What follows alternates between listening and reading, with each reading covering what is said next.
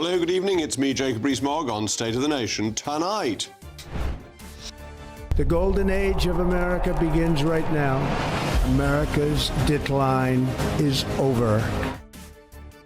On my final programme of the year, what has 2025 given us? Tax, spend, constitutional meddling and mass migration. But with the British people desperate for change, should we look towards the future with unbounded optimism? Also tonight, is Sir Keir Starmer using the traditional Labour method of pandering to the trade unions to stay in office? Labour has passed a law giving public sector union reps more paid time off, scrapping spending caps and removing the need to reveal the cost to taxpayers, effectively giving a blank cheque to their union-bound paymasters. Is the Prime Minister simply appeasing them to stay in office? Also tonight.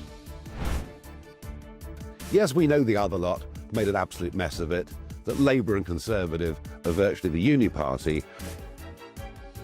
Right, finally about to unite. The Deputy Chairman of the Conservative Party, Matt Vickers, has hinted a Tory reform pact could be possible if polling doesn't improve before 2029.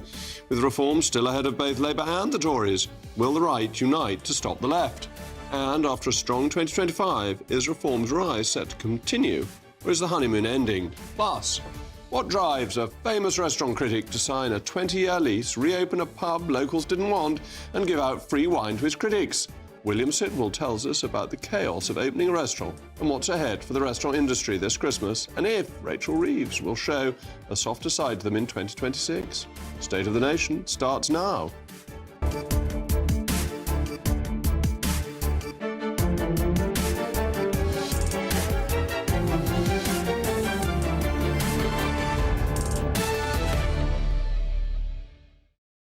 I'll also be joined by my most pugnacious panel, the head of policy at Reform, Zia Youssef, and the journalist and broadcaster, Michael Crick. As always, let me know what you think, mailmog@gbnews.com, but now it's your favourite time of the day, the News Bulletin with Sam Francis.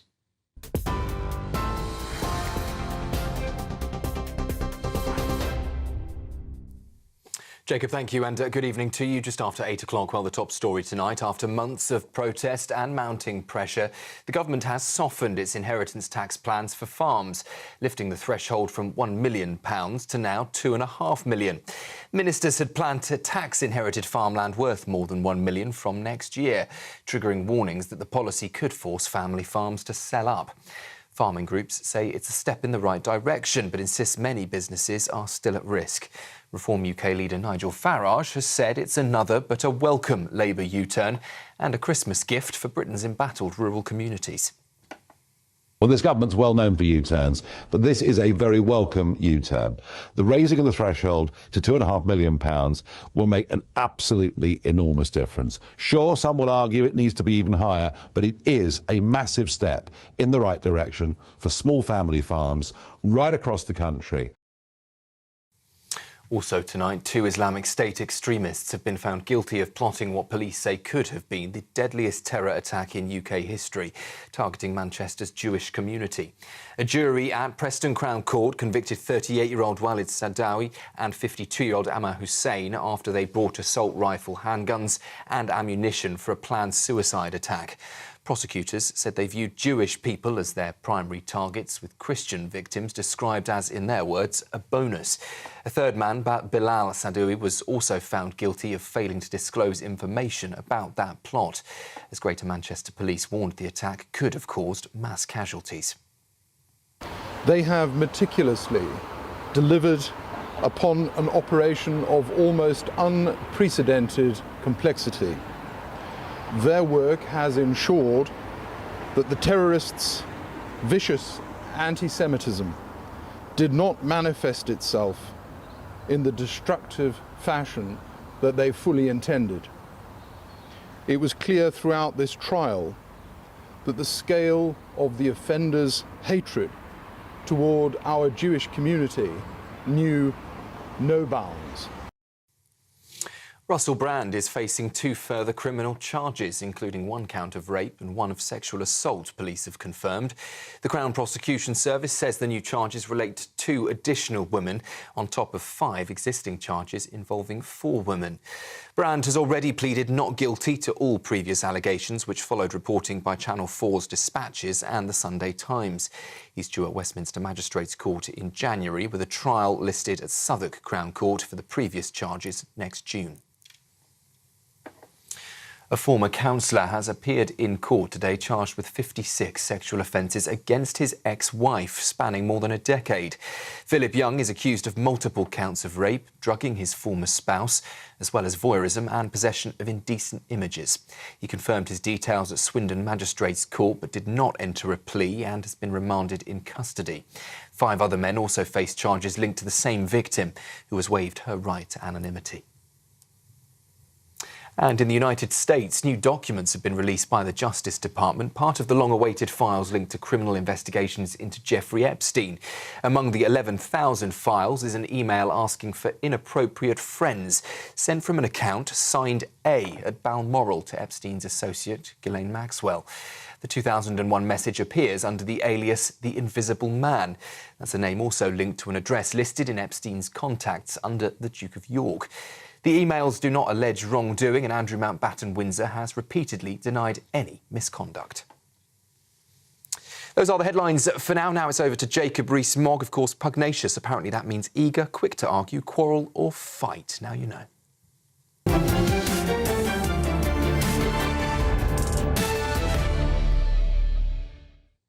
Welcome back to State of the Nation. On my final programme of the year, let me begin by wishing a very Merry Christmas. But it's also time to ask, what has 2025 given us? Tax hikes, spending sprees, constitutional meddling and mass migration. And yet, with the British people desperate for change, should we not look towards the future with hope? History shows us that severe periods of failure, disaster, create public appetite, public readiness for major change. Just remember where Britain was before Margaret Thatcher. Record high taxes, business dwindling, public services on strike, blackouts and worklessness. Where there is discord, may we bring harmony. Where there is error, may we bring truth. Where there is doubt, may we bring faith. And where there is despair, may we bring hope. The crisis of the 1970s made a highway for reform, and that's where we are now. And despite the difficulties we're facing, there's also a huge opportunity for improvement that the British people are absolutely desperate for. They're begging for, they're waiting for.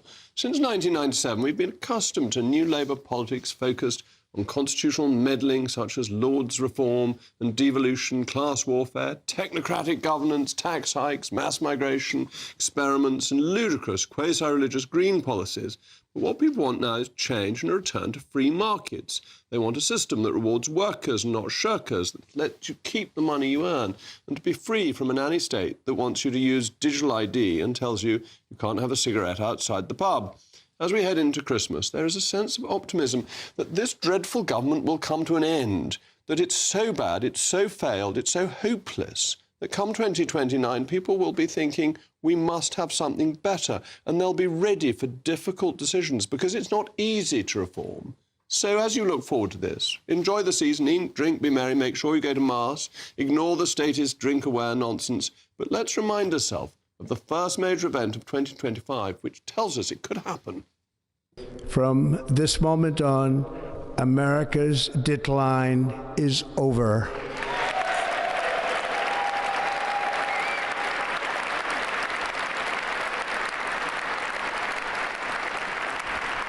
Our liberties and our nation's glorious destiny will no longer be denied, and we will immediately restore the integrity, competency, and loyalty of America's government. It would be wonderful if the British Prime Minister could say words like that. President Trump's inauguration in the United States showed energy and proof that politicians with a will can implement enormous change. Decisive change can actually happen. Transformative action is possible when there is courage. 2026 will probably be another year of decline and pessimism, but it paves the way for the real fundamental change that we need after the next election as Conservatives of all sorts embrace the reform the public demands. As always, let me know what you think, mailmog@gbnews.com. But now my pugnacious panel is on standby. The head of policy at Reform, Zia Youssef, and the journalist and broadcaster, Michael Crick. Michael, change only comes when things are tough, doesn't it? That when life's easy, people put off cuts to welfare and cuts to the overseas aid budget and the things that governments like spending money on. But when there's no money left, they have to deal with them.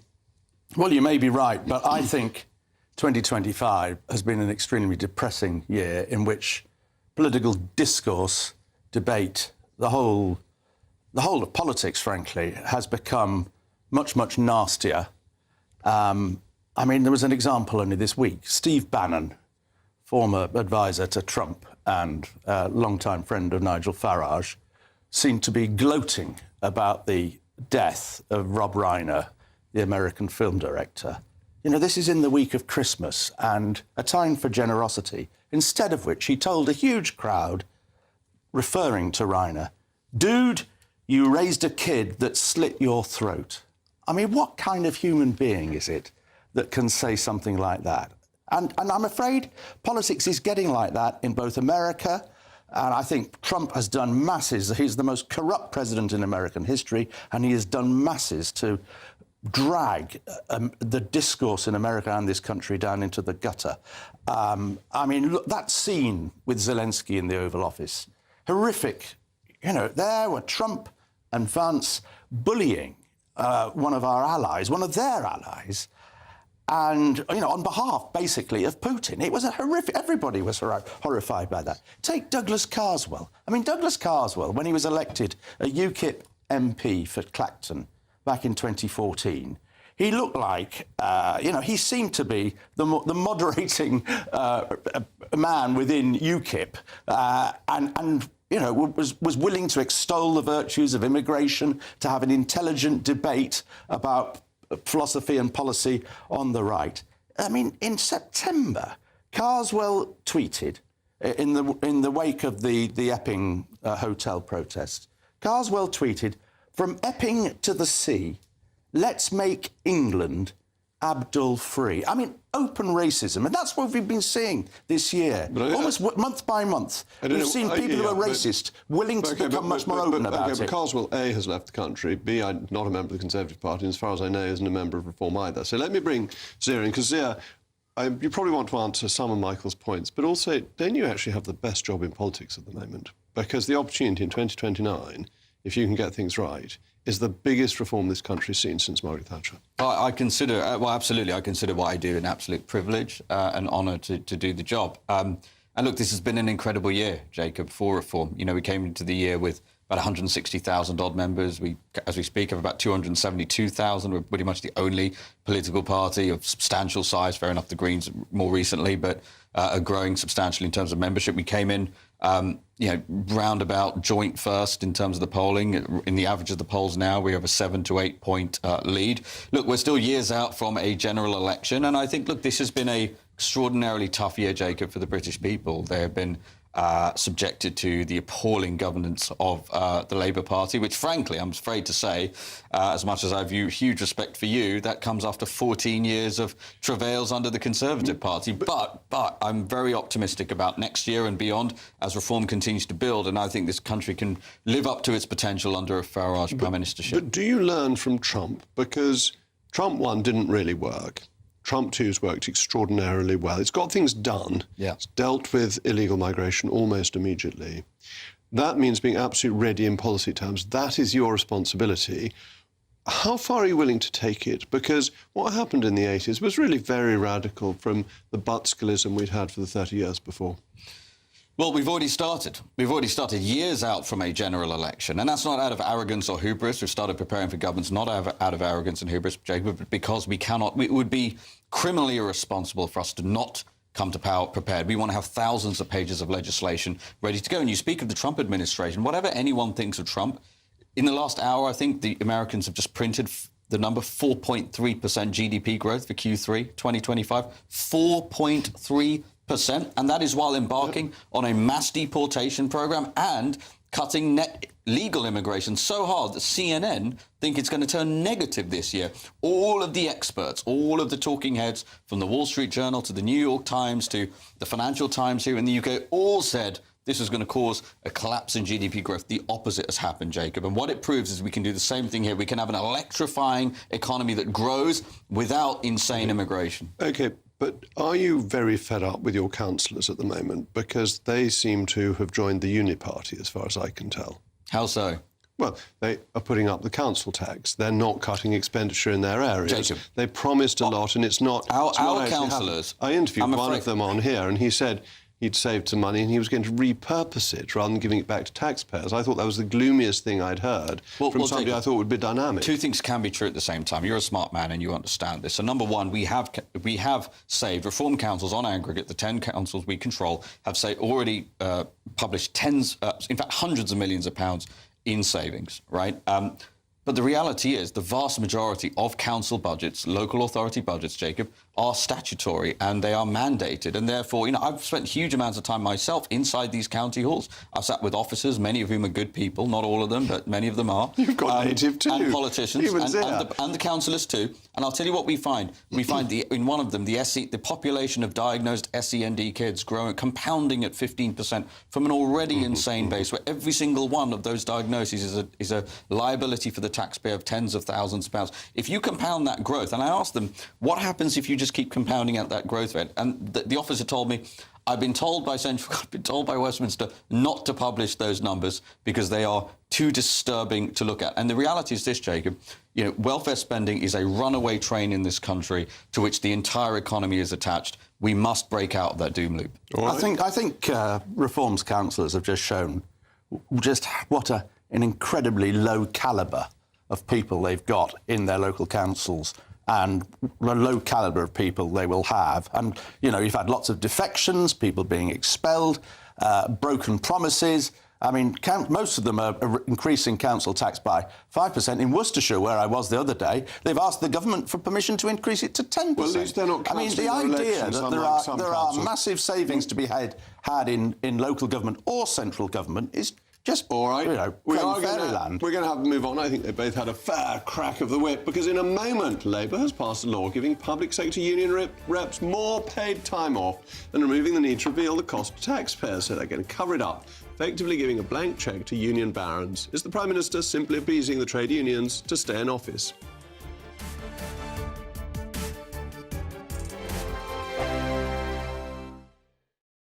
Westminster's full of talk, but out here, it's the real world. Am I allowed to talk then? No, that's it.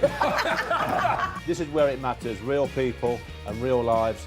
That's what politics is all about. The fact is Trump made a good start, no. Straight answers, no spin, and just a couple of pints. How many fingers have I got up? About 10. So join me for Lee Anderson's Real World every Friday at 7 p.m, only on GB News.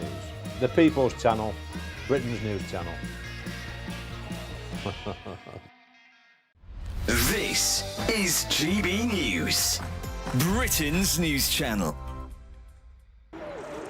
Well, here at Holbrook Animal Rescue, they're being forced to relocate, and if they can't find a suitable alternative, they'll even be at risk of closing. And I've seen the amazing work that they've done here. Just earlier we met a dog called Essie, who has just found her almost possible forever home literally in the time that we were here. She only came here a couple of days ago, so it's really great work that they do for all animals. Like this one here, this is Torn, he's just a puppy, and I'm also joined by Laura Santini, who runs the shelter. Tell us a bit about Torn here. So this is just a little fellow that came in, no fault of his own. The people just couldn't cope with him. So he's lively, and he's a half shepherd, half Labrador. What kind of impact would the possible relocation or even closure have on dogs like this one and all the other animals you have here?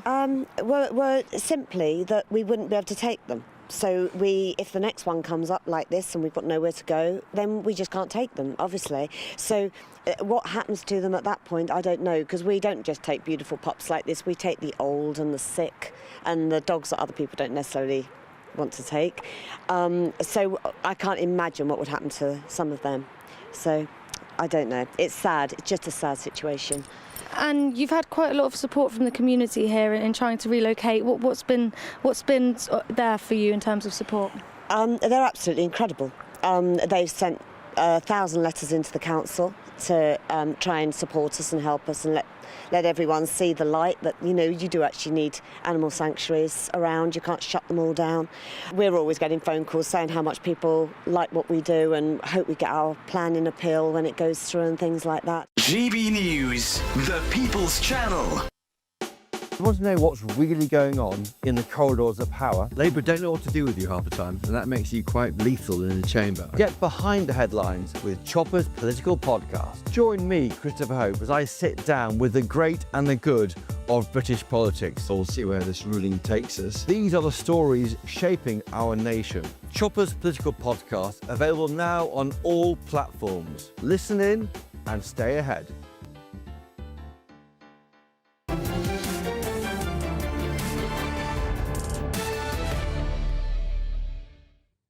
Welcome back. Well, I'm still Jacob Rees-Mogg, and we were talking about 2026 and the future, and the mail mogs have come in over the wires. And Robert says, it's interesting that your guest spoke at length about Donald Trump when he was asked about the future. Here we have a disastrous government which is completely out of touch. The danger we face is that they will use their large majority to defer the next election. Given more than 5 years in control, they will destroy the UK completely.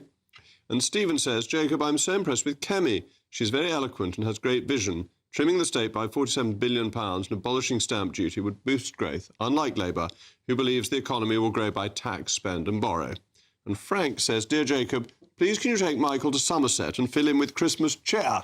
Perhaps some homemade Rees-Mogg cider as well would be just the ticket to cheer up Michael. Anyway, Labour has signed off a law giving public sector union officials more paid time off, removing spending caps and, most importantly, removing the requirement to publish the cost to taxpayers. Last year, the bill was over £100 million, with the NHS being the biggest spender as strikes continued despite huge concessions. Ministers insist that it's a means of improving relationships between industry, government and the unions. But in reality, it's a blank cheque to the Labour's trade union paymasters. And with the Prime Minister's position becoming more and more untenable every day, is he's just engaging in appeasement with the unions to try and keep himself in office. Well, I'm joined now by the distinguished trade unionist and writer, Paul Embry. Paul, thank you very much for joining me. Covering up the amount of money taxpayers are giving to unions by a Labour government looks pretty fishy, doesn't it?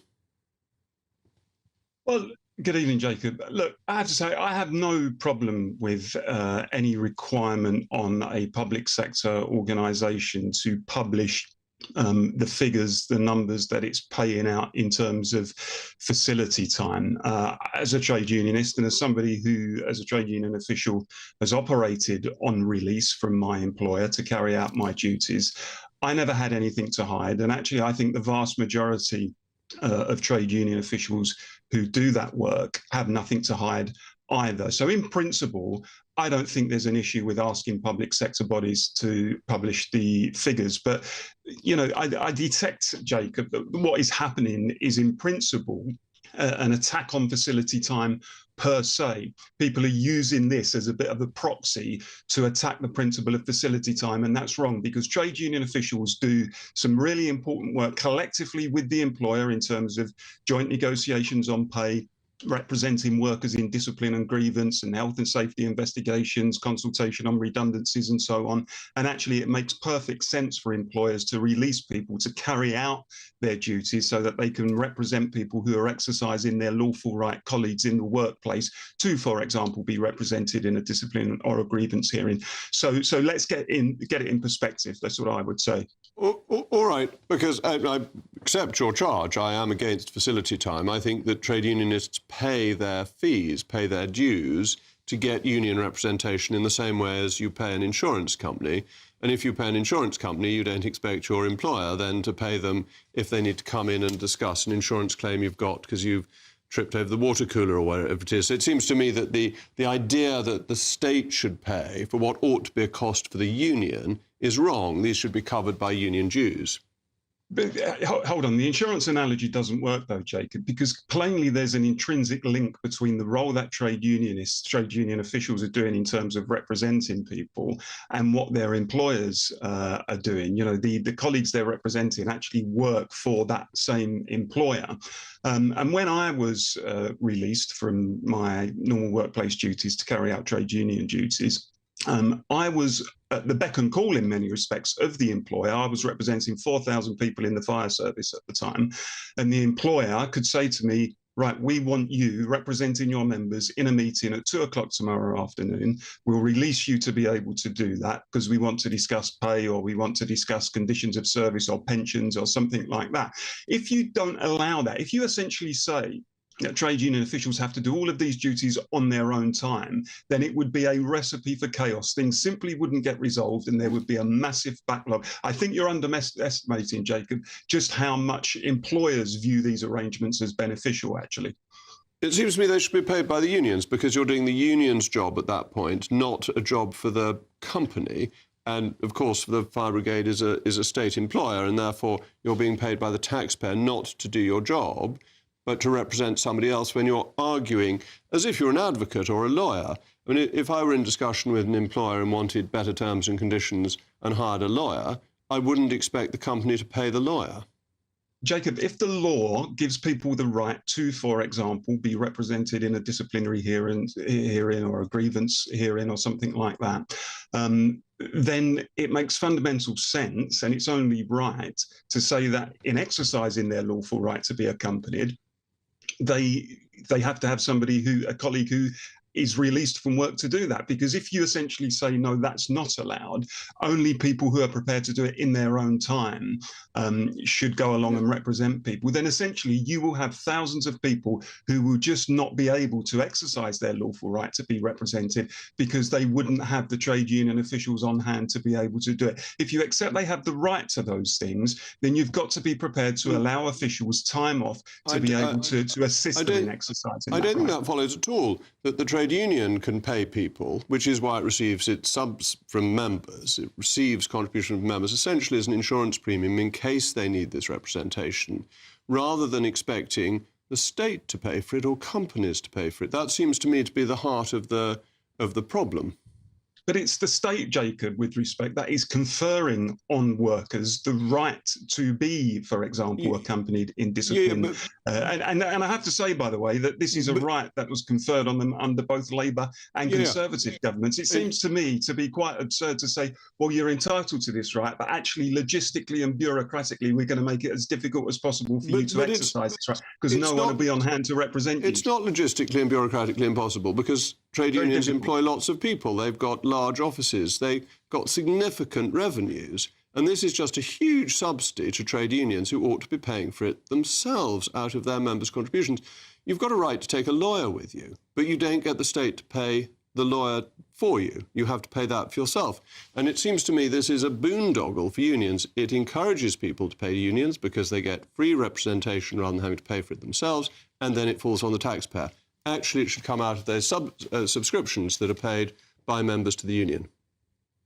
Well, I go back to when I was doing the role, Jacob, and I was able, because I, as a senior union official, was given facility time, I was released from my normal workplace duties. As a result of that, I was able to build professional relationships with senior employers. I was able to meet them regularly.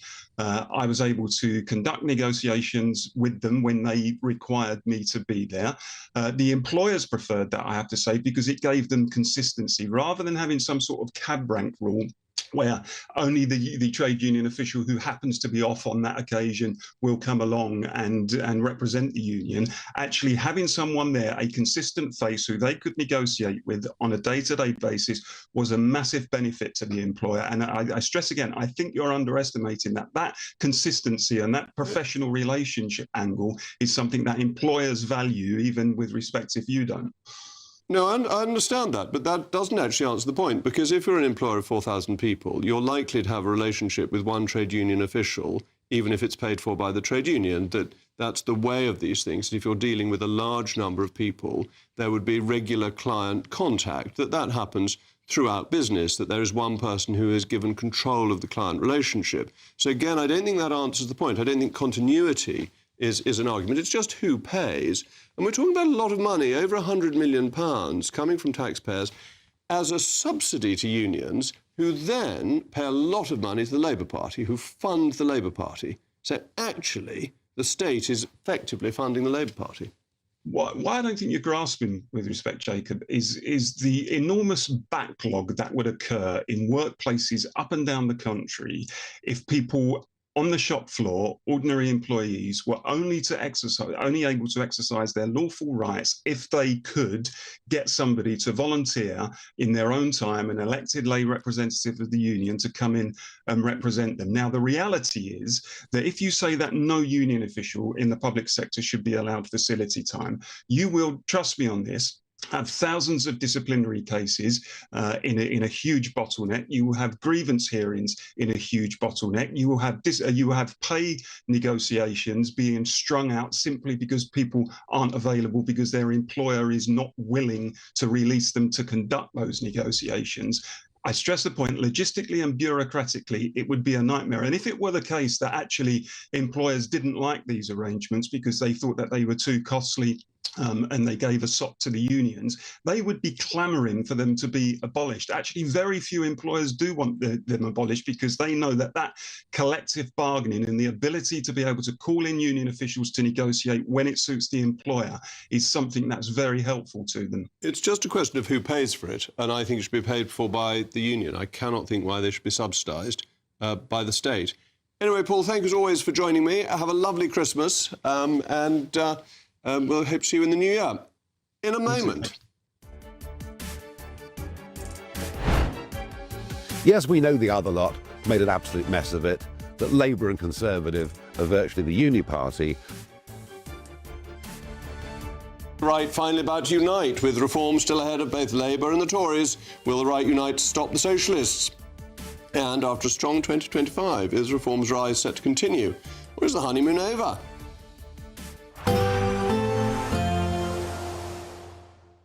Dinner under the stars tonight? That reminds me of our travel insurance. You mean All Clear Skies? All Clear Travel Insurance sponsors GBNews travel destinations forecast.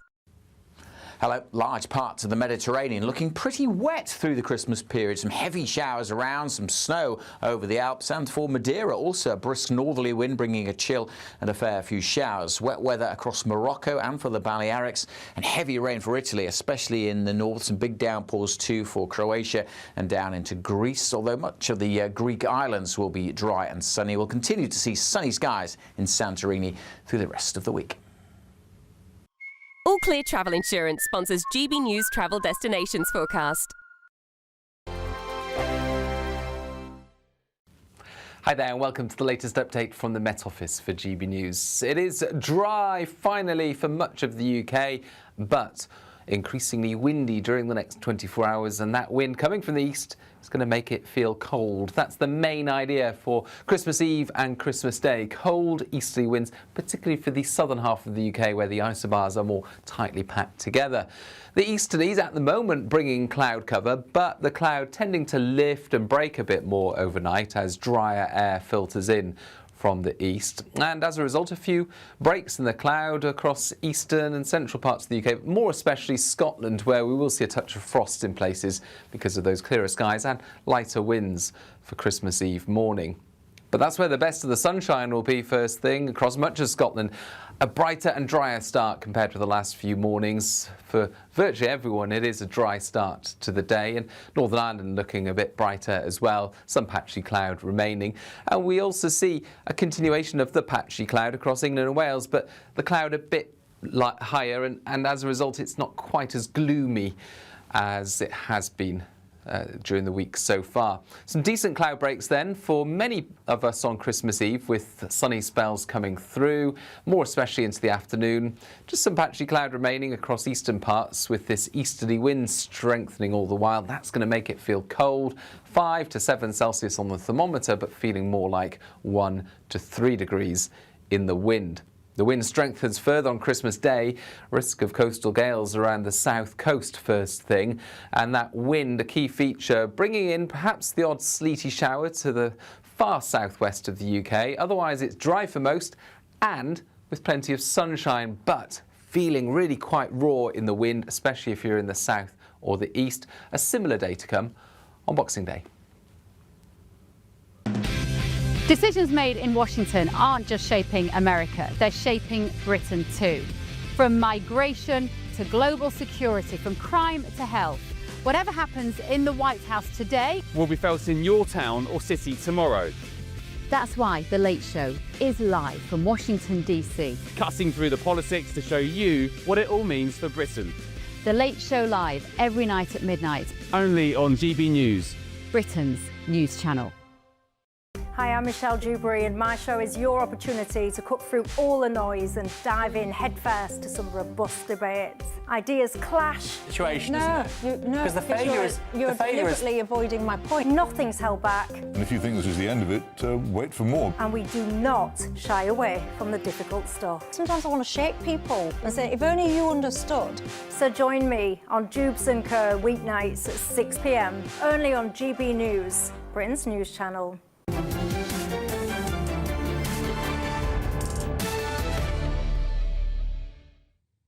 Could the right finally be about to unite? The Deputy Chairman of the Conservative Party, Matt Vickers, has opened up the possibility of a Tory reform pact if the party's polling doesn't recover before 2029. Are you going to lumber the nation with another 5 years of Starmer Labour, perhaps at the head of some rickety coalition with the Greens and so on, just because you can't swallow your pride and get together with other forces on the right? Well, if I'm wrong and we're stuck in that situation, you can come back and ask me then, but I'm going to concentrate on delivering that Conservative majority government. At the start of this year, Kemi Badenoch said this. Nigel Farage says he wants to destroy the Conservative Party. Why on earth would we merge with that? Policies without plans are just announcements. What the Labour Party has been doing, what Reform is doing, is making announcements. We did that as well, and people didn't like it. We're not going to start making promises without plans, not just going on TV and saying what we would like to do. That is not serious. But senior figures may now be starting to realise that faced with a second term of Labour, a deal should be on the table. With Reform still polling ahead of both Labour and the Tories, will the right unite to beat Labour, or are we heading for a full realignment of British politics? And after riding high throughout 2025, will Reform's rise continue, or is the honeymoon beginning to come to an end? Well, I've got the perfect panel for this, Zia Youssef and Michael Crick. So I'd better give you the first word, and I know you're going to say that deals are off the table, but if we are facing a Zach Polanski, Keir Starmer or Angela Rayner, Lib Dem, Scottish Nationalist coalition, isn't it your duty in the national interest to get every right-wing vote you can together into one pot in a first-past-the-post system? Jacob, how long did it take you to craft that question? I noticed you didn't play 10 seconds. I noticed you didn't play any footage of a Reform figure talking about. We had Nigel on earlier. But I would say this, right, on a serious note. In order for us to unite the right, that would imply that both entities are of the right. And I say this with huge respect to you personally, Jacob, but you need to explain to me what was right about the Tory 14-year record. 12 million immigration in terms of gross numbers, about 400 net new prison places, fewer hospital beds during that time, wokery running through our institutions, 14 deficits in 14 years, the highest taxes, the highest tax burden since World War II. Hold on. I could go on, David. You could. I put it to you. You mentioned Zach Polanski. I genuinely was thinking last night about whether... Do you think a Zach Polanski Green government could have shipped in 12 million people in 14 years, with the vast majority of those people, Jacob, coming here not to work? You're leaving out some very important things. One of the reasons why Reform is where it is because the country does want true small C conservatism. But you're not... does want a revivification of great conservative but you're not values, there yet, only are you? Reform can deliver that. You're around 30%, just under or just above, depending on the poller. You might be able to win in the way Keir Starmer has, but you won't win with a proper mandate. This is a time for real fundamental change. You need that extra 20% that you get if the Tories and Reform are united. And most Tory members agree with what you're setting out. And what you're saying about the last 14 years is cherry-picking the worst bit of it, that, you know, we inherited a deficit where every £1 in 4 was being borrowed. And that had to be got under control. You tripled the national debt. Not you personally. I want to be very clear. But there was COVID. There was COVID. So I'm not saying... and we got Brexit. And we had the referendum. Better if I shared this conversation rather than you. For a start, this idea, you can just add 20% to the Tories are roughly on now, to the 30% that Reform is on, and get 50%, is ridiculous, because... a lot of people who might support Reform now would not support Reform if they got into bed with you. former Labour voters, for instance, a lot of them would be put off. Equally, a lot of your voters wouldn't be willing to get in with reform. They'd be more likely to go to the Liberal Democrats or Labour or even Greens. There'd be some attrition, but it wouldn't be that high. It might be 5%, but you're still getting... I think it would be higher than that. The second point is this. If you get into bed with... go into coalition with somebody, the smaller partner, which at the moment would be you, generally suffers. That's the experience of what goes on in Europe. We saw it with the Cameron coalition. And the Liberal Democrats virtually got wiped out at the 2015 election. So it would be very unwise. It would also be very unwise for your activists on the ground. The people who are councillors, say, in North East Somerset, would be furious if suddenly this coalition high command deemed that North East Somerset was now going to be fought by Reform and not the Conservatives, because that would obliterate probably their chances of getting re-elected. Well, no, I'm afraid not. We haven't got any council. We've got one councillor left in North East Somerset. Well, I'm sure he or she would feel that way. It seems to me that in a first-past-the-post system, you need to have the parties that represent one wing of politics together. I'm not too worried about what Michael says, because when we did a deal with the Lib Dems, that was post-election, and we never agreed with them on all sorts of things. But actually, most Conservatives and most Reform members have the same values, and they want the same outcomes. You may think there are one or two MPs who are too left-wing for you, but if you take members of both our parties, they are very aligned in what they want. And therefore, if we fight each other, we just lose. But it's the voters that matter, isn't it? Not the members. Jacob, here's what I would say. I would say anybody who truly believes in small c conservative values, right, who believes in living within our means, secure borders, British sovereignty, Britain being able to operate on the world stage independently, law and order, all of these things that I know you believe in deeply in your bones, and so do I, and a lot of people watching this programme, under a first-past-the-post system, I do completely agree with you. We must get together. What I would encourage all of those people to do is to get out there and vote for reform. That is the only way, Jacob, we are going to be able to deliver on all of the things that you want. But that's not how the world works. That there is a loyalty to the Tory party that means that the Tory party is not going to see all its votes go over to reform. There isn't going to be a uniting of the right under the one label of reform because people have voted Conservative in some cases for 70 years. And that's very difficult to break. Breaking the mould of British politics is much easier said than done, as Roy Jenkins discovered. It's already been done once, though. We did it on May the 1st this year. I totally accept we've got a lot more to do. It's years to go. But here's the point, on May the 1st this year, the reality is this, Jacob, and I appreciate it's painful for you, but the reality is a Tory vote on May the 1st was a wasted vote. That is not something most people who have voted Tory their entire lives are used to. Under a first-past-the-post system, and nobody knows this better than Nigel Farage, by the way, being between 15 and 20% is not a great place to be. So I reiterate the point. I totally accept it's a difficult thing to do. We already delivered it once this year. I believe we can deliver it again in May. You see, we're getting quite close to agreement, the two of us, because we actually want the right to come together. Yeah. It's just the means of doing it. Zia wants it to be in one party, in his party. I think that's unrealistic in the time available. I don't mind a long-term merger of both the parties, as we did with the Liberal Unionists. You would be wiped out by Farage. Farage never cooperates with anybody for very long. He generally, he's not that kind of person. I mean, if it was Zia, that might be rather different. But, you talk to people who've ever had dealings with Farage over the years. They're all in my book. You will see what it's like living with Farage.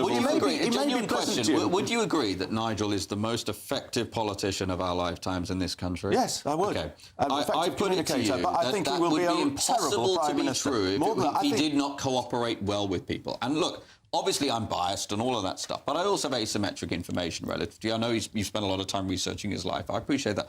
I've worked with Nigel literally every day from about 6:30 in the morning till about 10 p.m. at night for about 18 months now. I will tell you, he cooperates unbelievably well with people. The reality is, like Rupert Lowe and Ben Habib, who are only the latest people to be purged by him. The reality is, inside a political party, to some degree, it is zero-sum. There can only be one leader, and that sometimes causes issues. But the reality is, Nigel could not be, he would not be the most effective politician of our lifetimes in this country if he could not only cooperate well with people, but was a formidable a formidable cooperator with people. Look at the number of people he got rid of or who left in the UKIP years. And already in this Parliament, of the 5 MPs you elected last year, 2 of them have gone. I'm very sorry at this rate, they'll be down to 0 by the end of the Parliament. I can say to my viewers that here's one politician who delivers what he promises. That was my most pugnacious panel, and you should have heard them during the breaks. I'm so sorry we didn't film that too, but we must have them back together because that was excellent. Thank you to them both. So, what drives a restaurant critic to sign a 20-year lease, reopen a pub locals didn't want, and give out free wine to his critics? The one and only William Sitwell joins me next to tell us about the chaos of opening a restaurant and what's ahead for the restaurant industry this Christmas.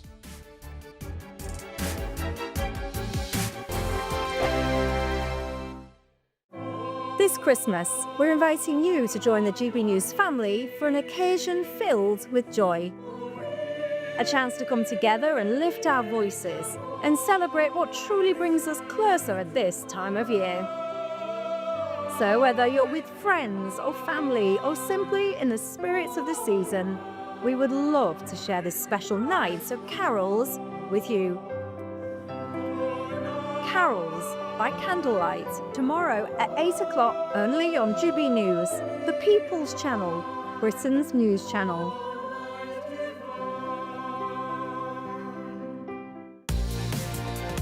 Mornings don't have to be tiresome, especially if you have the right company. Wake up to news as it happens, opinion and debate, and of course, a little bit of entertainment too. Because when the kettle's on, we're on. That's Breakfast on GB News, a show worth waking up for. Every morning from 6 a.m. Only on the People's Channel, Britain's news channel. We'll spread the news, you spread the word.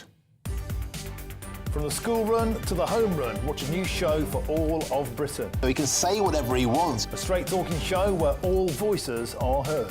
And, you know, when are we going to stop talking about smashing the gangs and actually do it? With the stories that matter from every part of our country. There's a bit of a crash landing there for your Chancellor. Bold, fearless and standing up for you. That's me, Martin Daubney, 3 p.m. till 6 p.m, weekdays, here only on GB News. The People's Channel, Britain's news channel.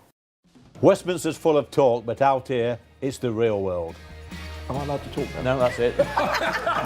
This is where it matters, real people and real lives. That's what politics is all about. In fact, has Trump made a good start? No. Straight answers, no spin, and just a couple of pints. How many fingers have I got up? About 10. So join me for Lee Anderson's Real World every Friday at 7 p.m, only on GB News. The People's Channel, Britain's news channel. You want to know what's really going on in the corridors of power? Labour don't know what to do with you half the time, and that makes you quite lethal in the chamber. Get behind the headlines with Chopper's political podcast. Join me, Christopher Hope, as I sit down with the great and the good of British politics. We'll see where this ruling takes us. These are the stories shaping our nation. Chopper's political podcast, available now on all platforms. Listen in and stay ahead. Britain deserves a newsroom that puts the facts and your voice first. Well, and that's what you get on GB News. Lively debates, lively conversation. And we're not afraid to hold power to account. And each other. So join me, Andrew Pierce. And me, Miriam Gates, for Britain's Newsroom, weekdays from 9:30 on GB News.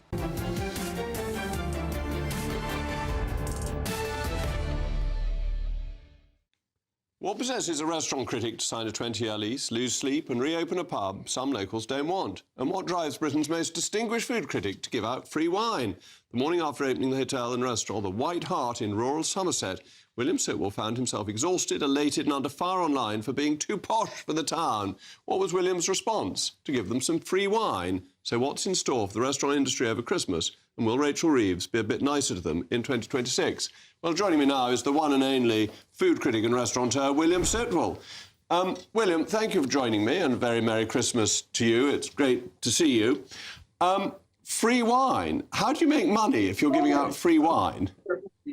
Well, I'll tell you what, Jacob.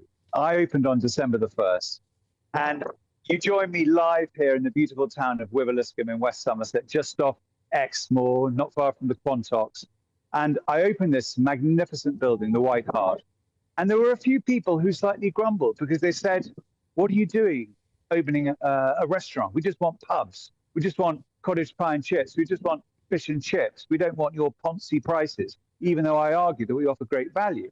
So I decided to take on the Wivvy whingers head on and say, look, if you hate me, if you want me to fail, turn up at the bar of the White Hart and I will pour you a free glass of wine. I have to say, so far, no one's turned up to claim the offer, and the place is full of very positive, happy people. I've come out of service. There's 52 diners in the restaurant tonight. We're absolutely heaving, thank goodness, because we need to be in this economic climate.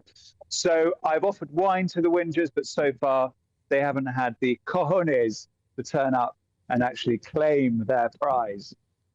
And you're offering a very reasonably priced menu. What sort of food are you offering? Well, it's an Italian restaurant. Italian, to me, is the most accessible dining experience basically on the planet. It's also quite British, really, pasta and grilled food. So we have things like chicken Milanese, which you might like, Jacob. You don't have to have the rocket salad on it. We've got lovely starters like zucchini fritti, which are fried zucchini, lovely strings of zucchini. Beef carpaccio that we make in-house, tuna tartare, not up your street. I love beef carpaccio, exactly my sort of thing. And we've got tiramisu, puds, chocolate mousse, a really lovely Italian cheese board. So we've got a whole variety of Italian food, and so far, you know, it's going down quite well. Okay, but William, every other restaurateur, pub owner in the country is bemoaning the state of affairs at the moment. Minimum wage going up, national insurance going up, beer prices going up, food costs going up, customers feeling poor. How are you bucking the trend? Is it the mystery of Wiveliscombe that means you're doing so well? Well, I'm not saying I'm doing well. Listen, we're in a few days before Christmas. Okay, I'm a novice at this. I was a restaurant critic. I still am, have been for 25 years. I decided not just to dip a toe in the water of hospitality, but take on this building and become a restaurateur, because I didn't want this building to remain empty. I wanted to be able to provide a decent restaurant for the locals. But we may be busy now, but let's see how business is in January.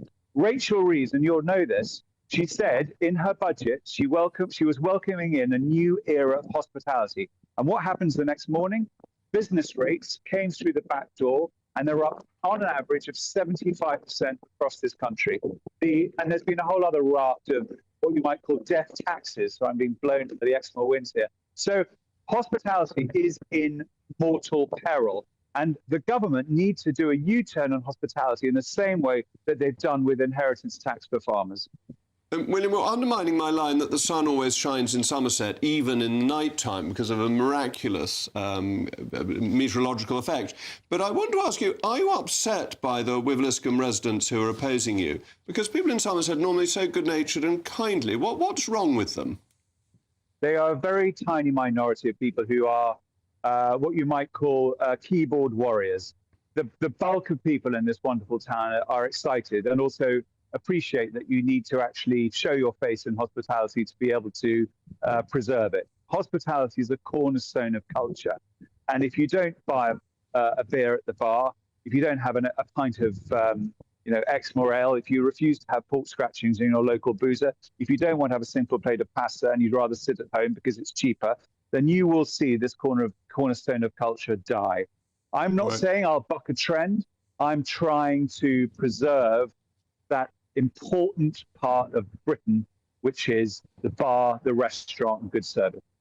Excellent. Well, may I wish you a very Merry Christmas, and of course to my esteemed goddaughter, who I hope enjoys the celebrations too, just to admit to my viewers that we have a connection.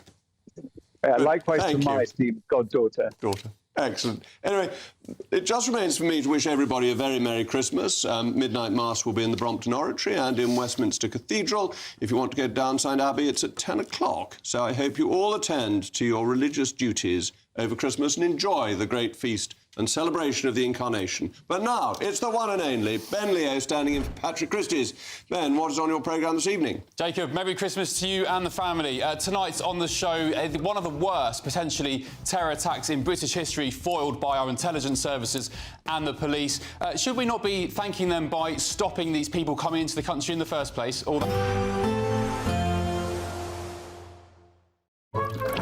Warm and cosy, with a chance of zero visibility. Boxed Boilers sponsors the weather on GB News. Hi there and welcome to the latest update from the Met Office for GB News. It is dry finally for much of the UK, but increasingly windy during the next 24 hours, and that wind coming from the east is going to make it feel cold. That's the main idea for Christmas Eve and Christmas Day. Cold easterly winds, particularly for the southern half of the UK where the isobars are more tightly packed together. The easterlies at the moment bringing cloud cover, but the cloud tending to lift and break a bit more overnight as drier air filters in from the east, and as a result a few breaks in the cloud across eastern and central parts of the UK, more especially Scotland, where we will see a touch of frost in places because of those clearer skies and lighter winds for Christmas Eve morning. But that's where the best of the sunshine will be first thing across much of Scotland. A brighter and drier start compared to the last few mornings. For virtually everyone, it is a dry start to the day, and Northern Ireland looking a bit brighter as well, some patchy cloud remaining.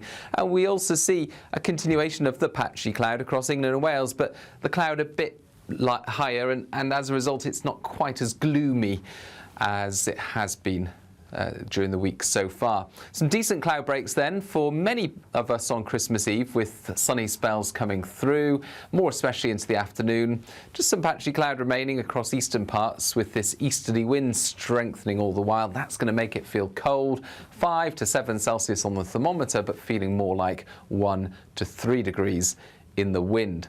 The wind strengthens further on Christmas Day, risk of coastal gales around the south coast first thing, and that wind a key feature, bringing in perhaps the odd sleety shower to the far southwest of the UK. Otherwise it's dry for most and with plenty of sunshine, but feeling really quite raw in the wind, especially if you're in the south or the east. A similar day to come on Boxing Day.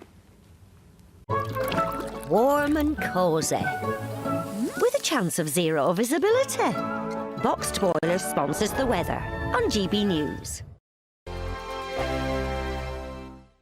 This Christmas, we're giving you the chance to win our biggest cash prize of the year. An incredible £85,000 in tax-free cash could be yours. And we've come to the fabulously festive Aurora Collection Resort here in Lapland to celebrate.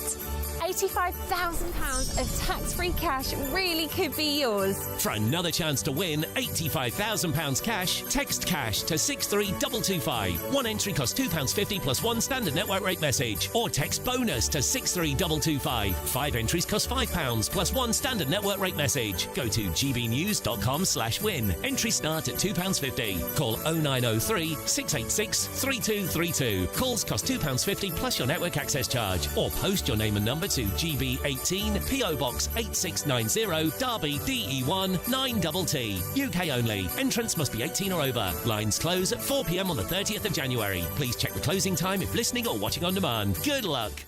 Hi, I'm Michelle Dewberry, and my show is your opportunity to cut through all the noise and dive in headfirst to some robust debates. Ideas clash. Situation, isn't it? Because the failure is... You're deliberately avoiding my point. Nothing's held back. And if you think this is the end of it, wait for more. And we do not shy away from the difficult stuff. Sometimes I want to shake people and say, if only you understood. So join me on Jubes & Co weeknights at 6 p.m, only on GB News, Britain's news channel. From the school run to the home run, watch a new show for all of Britain. He can say whatever he wants. A straight talking show where all voices are heard. And, you know, when are we going to stop talking about smashing the gangs and actually do it? With the stories that matter from every part of our country. There's a bit of a crash landing there for your Chancellor. Bold, fearless and standing up for you. That's me, Martin Daubney, 3 p.m. till 6 p.m, weekdays, here only on GB News. The People's Channel, Britain's news channel. Westminster's full of talk, but out here, it's the real world. Am I allowed to talk now? No, that's it. This is where it matters, real people and real lives. That's what politics is all about. The fact is Trump made a good start, no. Straight answers, no spin, and just a couple of pints. How many fingers have I got up? About 10. So join me for Lee Anderson's Real World every Friday at 7 p.m, only on GB News. The People's Channel, Britain's news channel. You want to know what's really going on in the corridors of power? Labour don't know what to do with you half the time, and that makes you quite lethal in the chamber. Get behind the headlines with Chopper's political podcast. Join me, Christopher Hope, as I sit down with the great and the good of British politics. We'll see where this ruling takes us. These are the stories shaping our nation. Chopper's political podcast, available now on all platforms. Listen in and stay ahead. We love Great Britain. We love its history, its culture and its tradition, and that's why we're so proud to be part of GB News. You look genuinely emotional. Oh, come here. GB News does pay attention to those who are ignored by the mainstream media. The majority of this country whose forefathers fought and died to maintain liberty, to fight for freedom of speech. The rule of law, the rights of property and democracy. This is the heritage that our country should be so proud of. Which of course includes our Christian heritage. There's been a huge resurgence in the number of people going to church. Perhaps they're not finding what they're looking for, and they're looking for something a bit deeper, a bit more truthful, a bit more akin to Britain's Christian heritage. That's right, get ready, because the most exciting night in general election history starts now!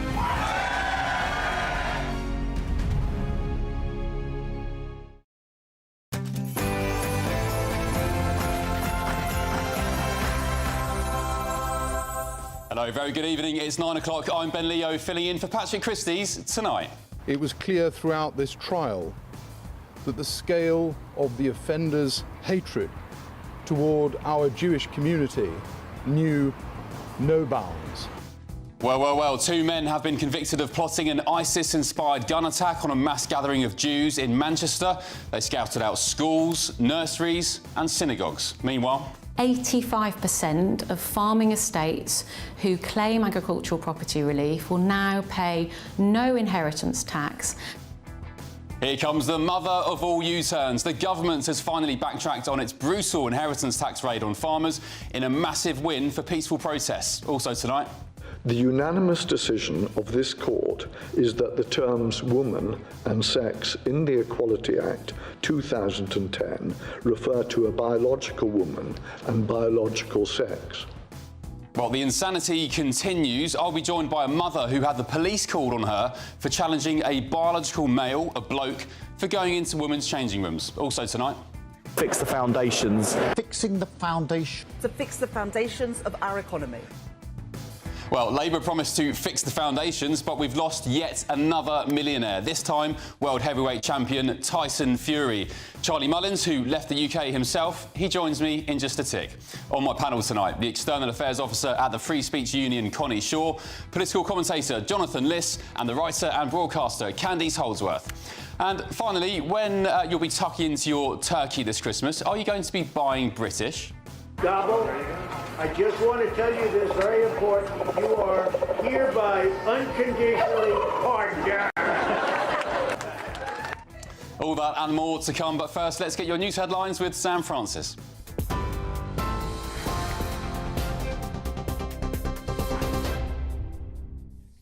Ben, thank you, and good evening to you. Just after 9 o'clock, well, the top story tonight, after months of protests and mounting pressure, the government has now softened its inheritance tax plans for farms, lifting the threshold from £1 million to now £2.5 million. Ministers had planned to tax inherited farmland worth more than £1 million from 2026. That, though, triggered warnings that the policy could force family farms to sell up. Farming groups say it's a step in the right direction, but insist many businesses remain at risk. Reform UK leader Nigel Farage said it is another but a welcome Labour U-turn and a Christmas gift for Britain's embattled rural communities. Well, this government's well known for U-turns, but this is a very welcome U-turn. The raising of the threshold to £2.5 million will make an absolutely enormous difference. Sure, some will argue it needs to be even higher, but it is a massive step in the right direction for small family farms right across the country. Also tonight, 2 Islamic State extremists have been found guilty of plotting what police say could have been the deadliest terror attack in UK history, targeting Manchester's Jewish community. A jury at Preston Crown Court convicted 38-year-old Walid Sadiou and 52-year-old Amir Hussain after they brought assault rifles, handguns and ammunition for a planned suicide attack. Prosecutors said they viewed Jewish people as their primary targets, with Christian victims described as, in their words, a bonus. A third man, Bilal Bilal Sadoui was also found guilty of failing to disclose information about the plot, as Greater Manchester Police warned the attack could have caused mass casualties. They have meticulously delivered upon an operation of almost unprecedented complexity. Their work has ensured that the terrorists' vicious anti-Semitism did not manifest itself in the destructive fashion that they fully intended. It was clear throughout this trial that the scale of the offenders' hatred toward our Jewish community knew no bounds. Sir Stephen Watson there from Greater Manchester Police. In other news, Russell Brand is facing 2 further criminal charges, including 1 count of rape and 1 of sexual assault, police have confirmed. The Crown Prosecution Service says the new charges relate to 2 additional women, on top of 5 existing charges involving 4 women. Brand has already pleaded not guilty to all previous allegations, which followed reporting by Channel 4's Dispatches and the Sunday Times. He's due to appear at Westminster Magistrates Court in January, with a trial also listed at Southwark Crown Court for the previous allegations in June. A former councillor has appeared in court charged with 56 sexual offences against his ex-wife, spanning more than a decade. Philip Young is accused of multiple counts of rape, drugging his former spouse, as well as voyeurism and possession of indecent images. He confirmed his details at Swindon Magistrates Court but did not enter a plea and has been remanded in custody. 5 other men also face charges linked to the same victim, who has waived her right to anonymity. And in the US, new documents have been released by the Justice Department there, part of the long-awaited files linked to criminal investigations into Jeffrey Epstein. Among the 11,000 files is an email asking for inappropriate friends, sent from an account signed A at Balmoral to Epstein's associate Ghislaine Maxwell. The 2001 message appears under the alias The Invisible Man. That name is also linked to an address listed in Epstein's contacts under the Duke of York. The emails do not allege any wrongdoing, and Andrew Mountbatten Windsor has repeatedly denied any misconduct. The same document release also references President Donald Trump as a passenger on Epstein's jet, something he denies, with officials also stressing that does not imply wrongdoing. You're up to date with the news here on GB News. I'll be back with you at 10. Now, though, it's over to Ben.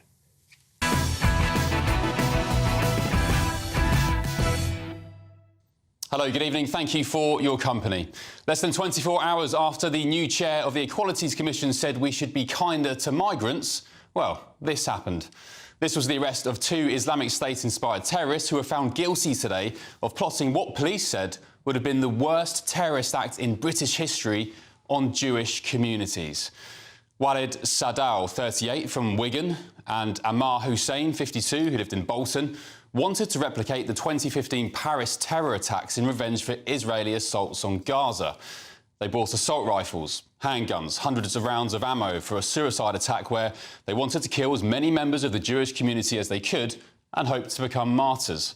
And let me tell you, nothing was off limits. They sized up Jewish shops, synagogues and, even this makes my blood run cold tonight, schools and nurseries. And they were only busted when intelligence services found out about their plan and deployed an undercover cop called Farouk to pretend to help them.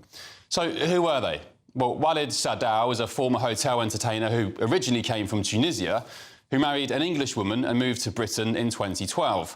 Ammar Hussein, his accomplice, is a former Iraqi soldier who'd claimed to be from Kuwait. The CPS said he'd had military training and was a known follower of Islamic State. It's not reported when or how he arrived in the UK.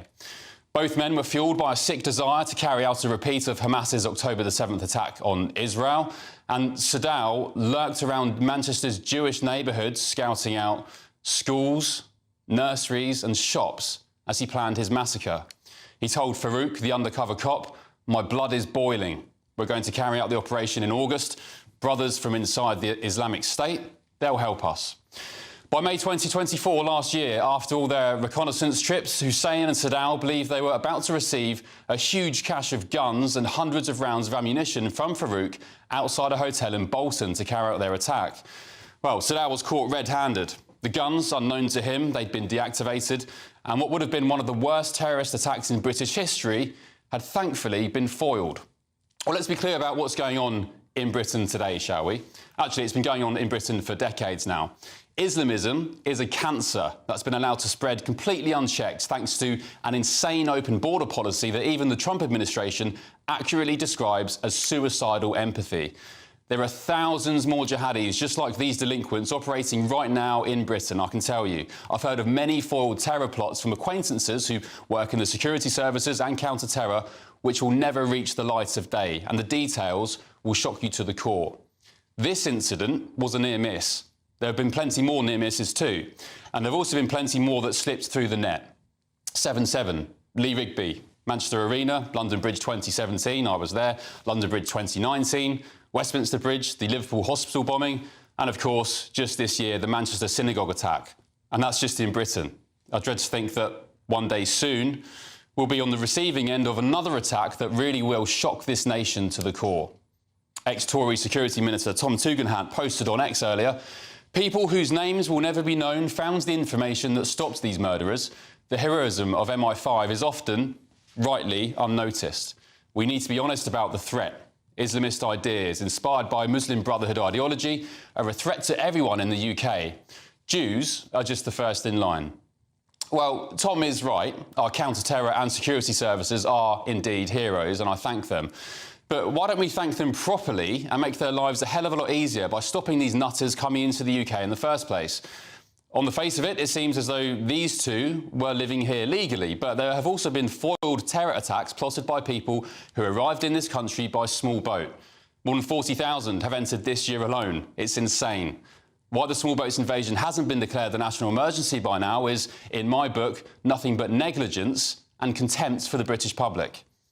Ask yourself tonight, how many more murders, rapes, slaughters must we endure before our politicians finally do their first and most important job of all, which is protecting this land and its people? Well, let's get the thoughts now of my panel tonight. The External Affairs Officer at the Free Speech Union, Connie Shaw, the political commentator, Jonathan Liss, and the writer and broadcaster, Candice Holdsworth. Good evening, panel. Merry Christmas. Merry Christmas. Candice, I'll start with you. When are we going to get serious about Islamism in the UK? Absolutely. I mean, you know, it's been 10 years since the Bataclan attack, which I think was very formative for me as a young journalist. I realised that we were entering an era of violent Islamism and violent terror, and I think all of us noticed at the time that our elites and our leaders were not able to name the threat. They couldn't talk about it. They couldn't say exactly what it was. And I remember listening to one of the widows of one of the men who was killed in the Bataclan attack, and she said in all the inquiries afterwards, no one ever said what was the ideology that killed him.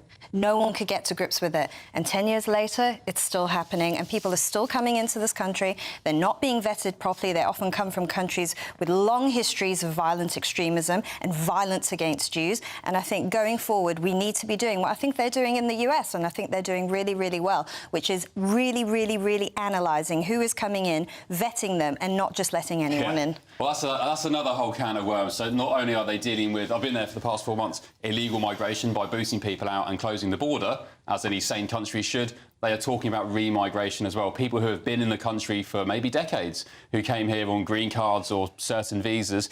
And these guys in particular, one of them came in 2012. He married a British woman, Connie, and he had all this time trying to assimilate. We're told that multiculturalism is great for integration and everybody gets on.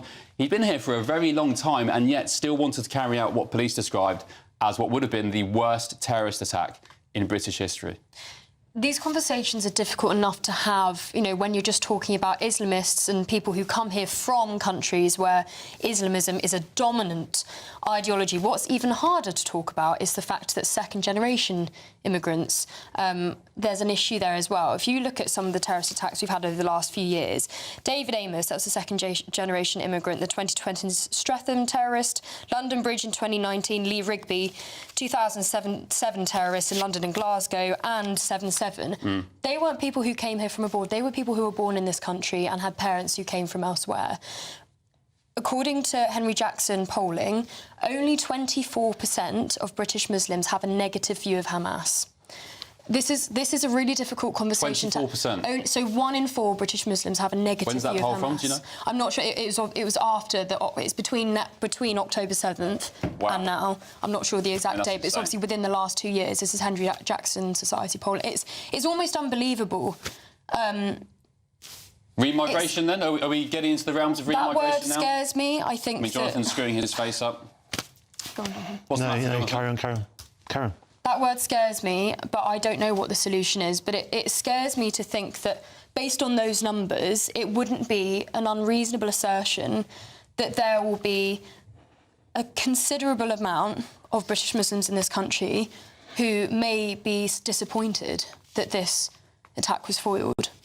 Jonathan, what scares you more, the term remigration or the potential of the worst British terrorist attack in our history? That's an outrageous question, Ben. As a Jewish person, obviously, I'm horrified by this kind of thing. I know people who would have been at these protests.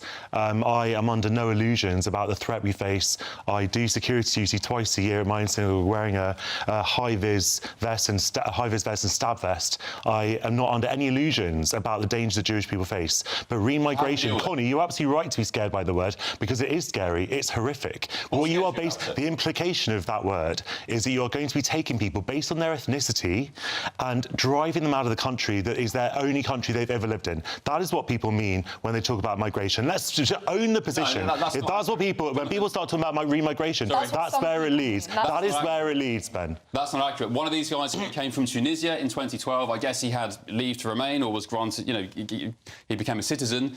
Those kind of people will be in the conversation. When people talk about the words, and Connie's already pointed out that there are people who are British-born, they've lived in this country their whole lives, and they've been radicalised online and by various groomers or whatever it might be. Remigration is nonsense. That is talking about it's about getting rid of people based on their ethnicity. Obviously, this is a problem. That remigration, where are you going to send them to? Under what law could there possibly be a justification? Send them back to their origins. Tunisian guy would have gone back to Tunisia. In the United States, you certainly cannot deport US citizens from the United States because they're US citizens. And I don't think that we should be following Trump's lead on anything related to this particular issue, given how illegally ICE is behaving in numerous cases in the United States and is subject to multiple legal cases. So how they behaved illegally, ICE?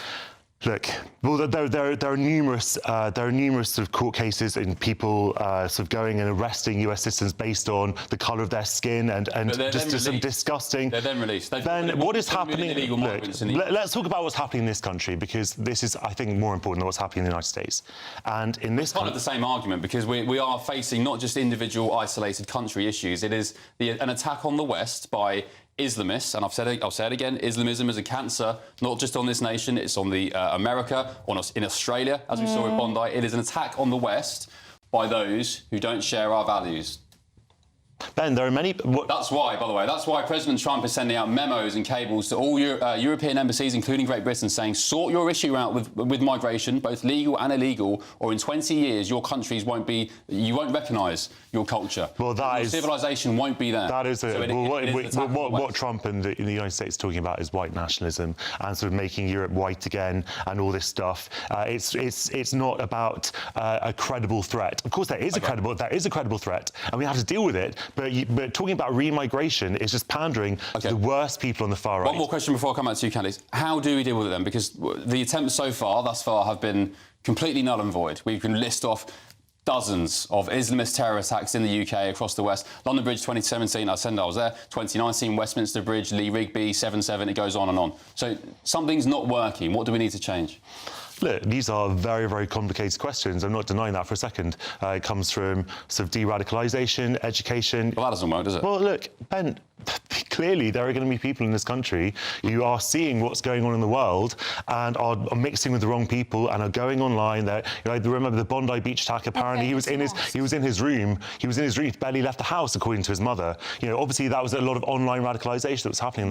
You keep saying online, but we know that there are many mosques who are preaching hatred, and many of them are also registered charities, and the Charity Commission hasn't done anything about them. We've seen lots of evidence of that. I think this is to me another example of obfuscating what the issue is. We know that there are mosques in this country preaching exactly what happened, or what these two guys wanted to go. So, Candice, ask again, something's not working. Whatever the tactic is by the people who are meant to look after us and prioritise the safety of British people and Islam, it's not working. Whatever they're doing, it doesn't work because it keeps happening again and again and again.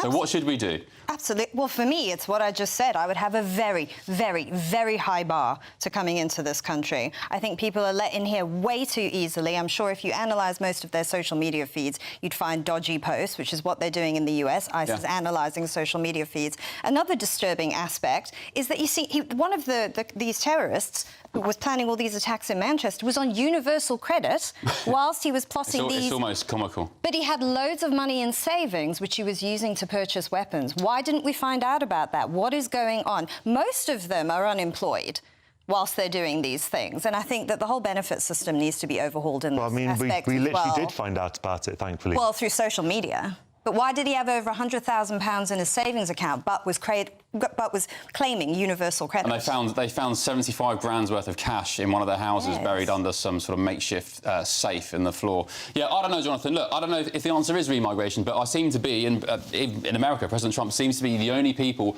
offering some sort of suggestion. Otherwise, we just keep plodding on as we are, and we keep saying thoughts and prayers, and people keep getting slaughtered and murdered at the hands of Islamists. No, the only people saying thoughts and prayers are right-wing Americans when people get murdered in schools, Ben. Certainly that's not an appropriate response to when these things are happening. And as I say, once again, I am completely horrified by this. I'm incredibly grateful that this attack was stopped. It chills my blood to think about it.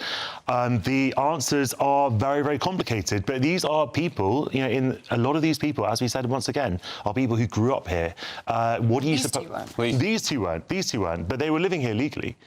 So I don't know... What about closing off the borders to all countries that have extreme Islamist ideas? No, that is nakedly collective punishment. Well, Obama did that. There are very good... Your hero, Barack Obama, Well, I don't know why you're saying he's my hero. There's nothing heroic about that guy who would send drones to kill people in Pakistan, OK? He's certainly not my hero. He's of your persuasion. But Obama did it with the Muslim... I didn't know he was gay either, to be honest. Yeah, OK. GBNews.com/You'll Say. Thank you, panel. You'll be back very shortly. Let us know what you think about that. Yeah, I'll get to those in just a sec. Still to come on Patrick Christie's tonight in our head-to-head. 85% of farming estates who claim agricultural property relief will now pay no inheritance tax. Can you hear the sound? It's Labour shamelessly pulling a screeching U-turn on their inheritance tax on family farms. We'll be going head-to-head on that next on Patrick Christie's Tonight. Back in just a tick.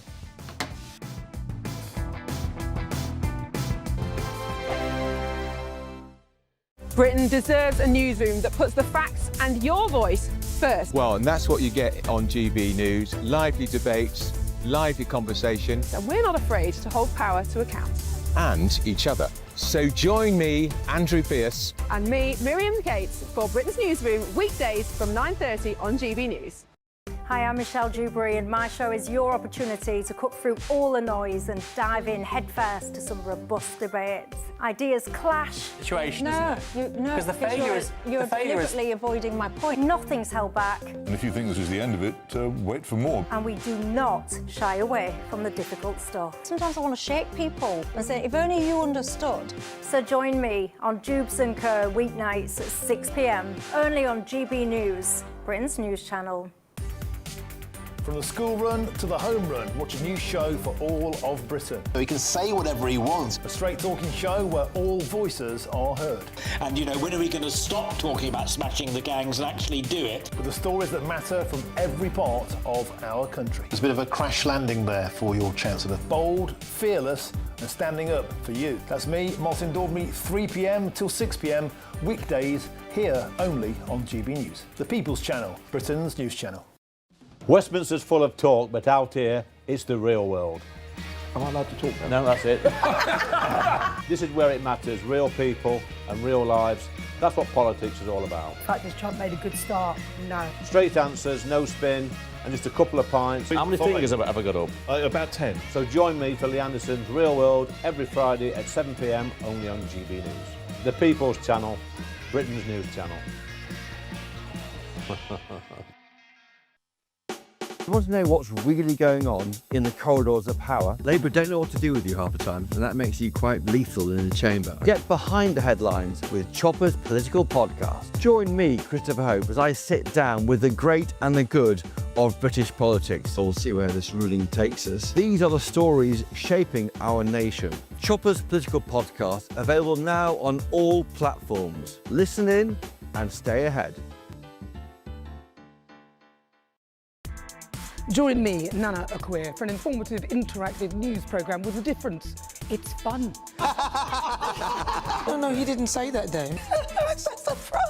I think there's an element of truth to that. Join me from 3 p.m. every weekend, only on GB News, Britain's news channel.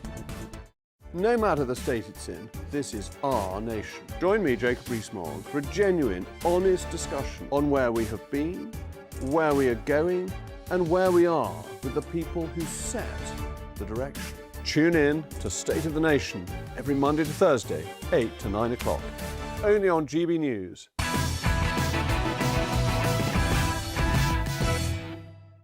Hello, welcome back to Patrick Christie's Tonight with me, Ben Leo, only on GB News. Time now for our head-to-head.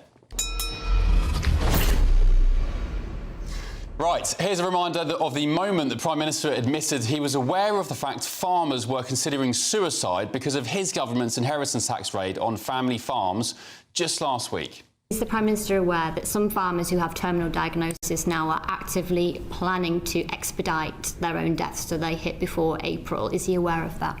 I've had discussions with a number of individuals who've drawn all manner of things to my attention. Well, massive government U-turn tonight because they've now increased the threshold from £1 million to £2.5 million. So we've listened to farmers and businesses across the country, and we want to protect more family farms and businesses. So we're announcing today that we're increasing the inheritance tax threshold for individuals from £1 million to £2.5 million. So that means a couple with an estate worth up to £5 million will pay no inheritance tax when they pass on their estate to the next generation. Right, well, I'll be diving into this story more at 10 p.m. And I guess what this decision shows is the spirit of the great British people, the power of protest, civil protest, not like the French. But for now, we wanted to debate whether it's time to scrap the tax altogether. Does this, in fact, go far enough? Well, I'm joined now by Jonathan Portes, the Professor of Economics and Public Policy at King's College in London, and hopefully soon James Melville, who is a farmer himself. Jonathan, good evening. Nice to see you. Merry Christmas. What's your reaction, please, to this screeching U-turn by the government tonight? Well, I think, the government has decided to adjust the policy, and, I don't know enough about the details of exactly how many people will be affected to know whether that's the right thing. But I think the basic principle that, OK, you were giving a special tax break to farmers, right? This is a special tax break to farmers, which is not available to you, to me, to someone to other people who pay inheritance tax or when they die, or who have to pay inheritance tax on the estate of their parents. So we're giving a special tax break. We've been giving it for a long time, and we know that that has been used by people like Jeremy Clarkson and so on as a means of fairly large-scale tax avoidance. And the government decided to cut back on that to some extent.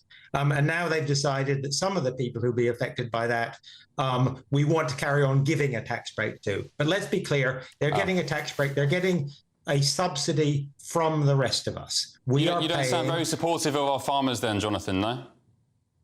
No, I'm perfectly supportive of farmers, like I'm supportive of business in general in this country. We need business in general to be profitable, to employ people, to produce things and to make a profit so that and to pay taxes so that we can have a decent welfare state and all the rest of it. Of course, in a market economy, business should be successful. Yeah, but I guess, Jonathan...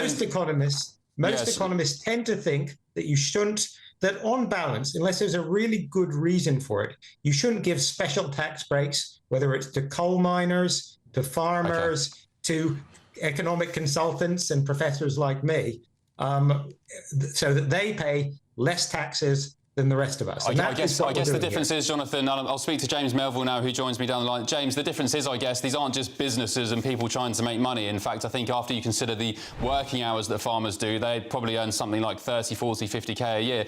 They're not just any old business trying to make a profit. They are people putting the food on the table of families up and down the country. Yeah, there's two aspects to this. There's the emotional, moral argument about no farmers, no food, and the custodians of our countryside and also providing our food, as you pointed out. But there's a second point, and that's about a sort of ignorance that swept in about the farmers' ability to pay the inheritance tax.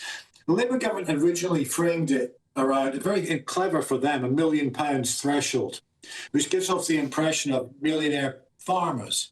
And now they've raised it to 2.5 million. But that's not the case. The majority of farmers, the medium-scale farmers, are earning, in terms of profit, about £25,000 to £30,000 a year if they're lucky. So therefore, where are they going to find that inheritance over 10 years to pay that inheritance tax bill? They just don't have it. So therefore, they can't pay that off their profits. They have to pay it off their land. And that means selling their land. So with inheritance tax generally, there's two debates here.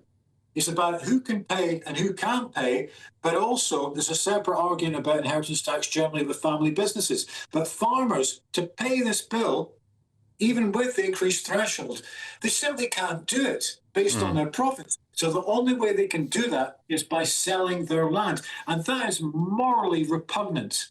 No farmer who's passing that on to the next generation is forced then to sell a multi-generational farm in terms of some aspects of land to pay this bill through no fault of their own. And ultimately, it needs to be a national conversation, not just about inheritance tax, about the role that farmers from the field to the fork play in society. And inheritance tax is fundamentally a punishment of one of the most important things we have in society, and that's food security. Yeah, and also, I argue inheritance tax as a whole, I can't think of a more sickening tax where the state circles like a vulture after somebody's died and says, thank you very much, I'll take whatever the threshold is, generally 40% over 350k. Jonathan, so what will happen then if and when farmers are forced, even after this £2.5 million increase to the threshold, what will happen when farms close? Who will be using that land and for what? And who will be replacing our food? Well, remember that we import a very large proportion of our food already. And in a globalized world, that makes sense. In fact, you know, it would, if we had to produce all our own food, we would be significantly poorer. And let's be clear, these sorts of subsidies and tax breaks for farmers, and let me repeat again, this is a special tax break for farmers, doesn't apply to anyone else. And they're still getting a Jonathan, argue they're special people, no? They're doing a special task. Of course they're special people. So are doctors. So they deserve a tax break. Wait a minute. So are care workers who in this country get paid an average of the minimum wage, right? So are people who work on public transport and get us to work every day. There are a lot of paying very income tax the same as farmers, Jonathan. Farmers also pay income tax. This is an additional tax on farming land. It's an inheritance tax. No, don't be ridiculous. It's not an additional tax on farming.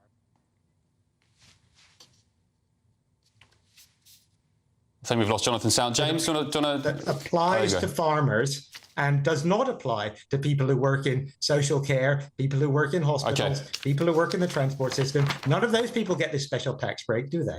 OK, James, last word to you. Yeah, I mean, that's, to put it politely, quite ignorant. Because most people, the examples that he was using, we're talking people who are getting taxed at source. You know, we're not talking about an argument sort of comparing between, you know, public sector workers and what they get taxed. What about someone who owns a care home? Should they get a tax break? This is the whole point. There's a lack of. If I own a care home that provides for elderly people, Jonathan, one at a time because nobody can hear you. Whoa, one at a time because nobody can hear you. It sounds terrible. Guys. James, go ahead. Yeah, I mean, it is a different model. When you get employees and public sector workers, they're paying their tax at source. But with farmers, it's totally different. There's a lack of understanding, and there is a manipulation against farmers about how they're greedy farmers, not, you know, selfish farmers not paying their tax. The model's completely different. Okay. Because the inheritance tax means they cannot pay that tax on a £5 million farm. Right, got it. OK, both of you, thank you very much for your time. Appreciate it. Thanks for your contributions tonight. We're squeezed for time, unfortunately. That's farmer James Melville and Jonathan Portes, the Professor of Economics and Public Policy at King's College London. gbnews.com/your say. Right, stick around on Patrick Christie's tonight. We'll be discussing how supermarkets have been accused of misleading British shoppers, maybe you at home, into buying European turkeys over British ones. But first... Fix the foundations. Fixing the foundation. To fix the foundations of our economy. Labour promised to fix the foundations, but we're losing millionaires like never before. And I'll be joined by one of them in just a sec. This is Patrick Christie's Tonight with me, Ben Leo, only on GB News. Be nice to escape the grey. Clear skies, here we come. As clear as our travel insurance. All Clear Travel Insurance sponsors GB News Travel Destinations Forecast.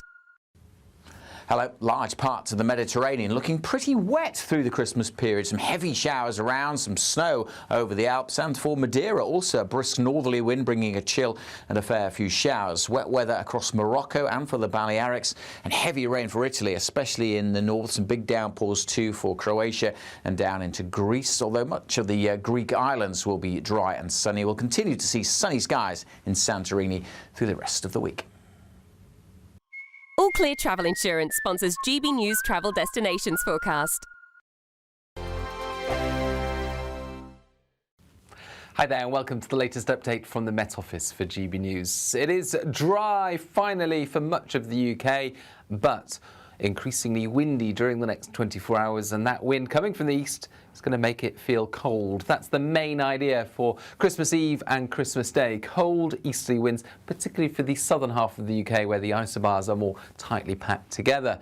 The easterlies at the moment bringing cloud cover, but the cloud tending to lift and break a bit more overnight as drier air filters in from the east, and as a result a few breaks in the cloud across eastern and central parts of the UK, more especially Scotland, where we will see a touch of frost in places because of those clearer skies and lighter winds for Christmas Eve morning. But that's where the best of the sunshine will be first thing across much of Scotland.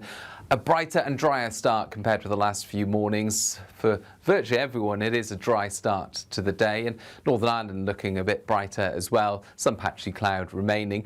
And we also see a continuation of the patchy cloud across England and Wales, but the cloud a bit higher, and as a result it's not quite as gloomy as it has been during the week so far. Some decent cloud breaks then for many of us on Christmas Eve, with sunny spells coming through, more especially into the afternoon. Just some patchy cloud remaining across eastern parts, with this easterly wind strengthening all the while. That's going to make it feel cold, 5 to 7 Celsius on the thermometer, but feeling more like 1 to 3 degrees in the wind. The wind strengthens further on Christmas Day, risk of coastal gales around the south coast first thing, and that wind a key feature, bringing in perhaps the odd sleety shower to the far southwest of the UK. Otherwise it's dry for most and with plenty of sunshine, but feeling really quite raw in the wind, especially if you're in the south or the east. A similar day to come on Boxing Day. This Christmas, we're inviting you to join the GB News family for an occasion filled with joy. A chance to come together and lift our voices and celebrate what truly brings us closer at this time of year. So whether you're with friends or family or simply in the spirits of the season, we would love to share this special night of carols with you. Carols by candlelight, tomorrow at 8 o'clock, only on GB News, the People's Channel, Britain's news channel. Britain deserves a newsroom that puts the facts and your voice first. Well, and that's what you get on GB News. Lively debates, lively conversation. And we're not afraid to hold power to account. And each other. So join me, Andrew Pierce. And me, Miriam Cates, for Britain's Newsroom, weekdays from 9:30 on GB News. Hello, welcome back to Patrick Christie's Tonight with me, Ben Leo, just for this evening. Right, boxing legend Tyson Fury has quit the UK. He's leaving in what appears to be a response to Chancellor Rachel Reeves' budget measures. The two-time world heavyweight champion has relocated his family from their long-time home in Lancashire to a 6-bed property valued at a cool £8 million near Douglas on the Isle of Man, which of course is a tax haven. Well, I'm joined now by the founder of Pimlico Plumbers, who's done the same thing himself, Charlie Mullins, who, Charlie, instead of the Isle of Man, you've gone to warmer climes in Dubai. First things first, why did you go? Why is Tyson Fury going? And some would argue, Charlie, and I'm sure you've heard this before, that it's not very patriotic to be doing a runner from Blighty when we need great minds like you and Tyson to kind of lift ourselves up from our bootstraps. Yeah, I mean, look, all the illegals and all the benefit cheats and all the ponces and all the lazy people and all the 4-day-a-week and all that lot that want to work at home, that's what they blame it on. We're running away from tax. Well, we ain't all running away from tax. You know, we're leaving the UK for for further reasons that there's no future in the UK for youngsters. I mean, my question is, why ain't more people leaving? Anybody with ambition, anybody with a family, they need to leave and get out of the UK. The place is unsafe. There's energy costs are going up, cost of living is going up, crime's going up. They're not allowed to do their policing no more. Everything is against us in the UK. So why would anybody stay in the UK if you can afford to leave or you've got ambition? Because there ain't no future for youngsters in the UK. And all that lot slagging me off, they can do it all day long. It makes no difference. I'm enjoying my life in Spain and in Dubai at the moment. And millions of more people will leave. And Tyson Fury, well done, mate, for standing up against the government. Enough's enough. Why should we have to pay 50% of our income in tax and national insurance? No, I hear you, and look, actually, I agree. I mean, the likes of Tyson Fury, he's going to the Isle of Man, where tax rates are halves, the higher threshold is much higher, and crucially, I guess for him, there's no capital gains tax, and I don't think inheritance tax either, which is pertinent to what we were just talking about in the previous segment. However, are you... And again, I understand where you're coming from. Are you not surrendering the country, though, to the kind of people, the low-grade people we've got in government? Are you're literally saying, well, to hell with Britain, I'm leaving, and whatever happens to the country I love, so be it? Well, you can't help the Labour government, can you? I mean, they're very anti-business. They're very much for people that don't contribute. So why would you stay on a sinking ship if it's going down? Do you miss the UK, Charlie? Sorry? Do you miss the UK? No, I don't miss the UK, no. The only thing I miss... Not one thing. You can't give me one thing you miss about your home. Well, family, of course, but, family come to Dubai and they come to Spain. I have a company there, as you know, We Fix London, and we comply with the tax regs there. I wish we'd set up in Dubai, but there you go. We started the company. No, I'm just being honest with you. I appreciate your honesty. I get it from a financial sense, Charlie, but I mean, I've been to Dubai a few times. It's great for a family holiday. It's guaranteed sunshine. The service is great. It's very safe, of course, as well. You can leave a watch on a car bonnet for days on end and it won't be nicked. And if it does, the perpetrator will be dealt with a lot more severely than they would in the UK. However, as much as I like Dubai, it's a pretty soulless place. Nothing beats the beauty of an English countryside in summer, for example. Really? Well, not Dubai, I know. I mean, it's like the leading place of the world. They're the most advanced place of the world. The social life is unbelievable here. And as you say, the safety side of it is priceless. You ain't going to get stabbed in Dubai, that's for sure. Look, most people that don't like Dubai have never been here, and everybody has a choice. If they want to stay in that hole in the UK, then that's their choice. But anybody with half a brain, anybody that can leave the UK, the only people that don't want to leave the UK are the train drivers, because they're getting 80k and they're tucked in with the unions and the Labour are looking after them. They're the only people that don't want to go. All this patriotic nonsense. I love the UK, and if and when Reform get in, and Nigel Farage is Prime Minister, I'll be back there and I'll be helping as much as I can to get the UK going. But if we keep Labour in for the full term, UK will hit rock bottom, and then we've got to start to build it again. Well, I think you'll be getting a decent tan in Dubai, Charlie, because I don't think they're turkeys voting for Christmas. I think Labour will go the full term. I was going to ask you what would need to happen for you to come back. You kind of answered that, a change of government, a change of scenery. Do you think all the other millionaires and the sort of high net worth people, the great minds who have left as well, do you think they'd be of the same persuasion as well? They could come back in the future? Yeah, of course. I mean, there's nothing wrong with if the UK is doing well, then investing in it and employing people and training people and starting a new company. There's nothing wrong with that. But at the moment, you've got the Labour government that's totally against anybody that's successful. So why would you come back at the moment? And it ain't all people trying to avoid tax. I've paid in over 100 mil. I ain't avoiding tax. But what I am avoiding, there's too many illegals there. There's too many... what do you call them, fake asylum seekers, there's too many Ponzi, there's too many lazy so-and-so, there's too many benefit cheats, there's too many people want to do 4 day a week, too many people want to work at home. I ain't contributing to them people no more. If they want to keep taking out of the pot, then they're going to go skin. So good luck to everybody that wants to leave. And by the way, people accusing, as a last word, people accusing Tyson Fury of being stingy and greedy and wanting to hoard his own wealth. Tyson Fury gave £7 million of prize money against who is it? I can't remember who. I think it's against Wilder, to charity, to a homeless charity. And as you have as well, I'm sure you've paid much more tax than anybody else would in the history of their lives. Let me just say this. Very quickly.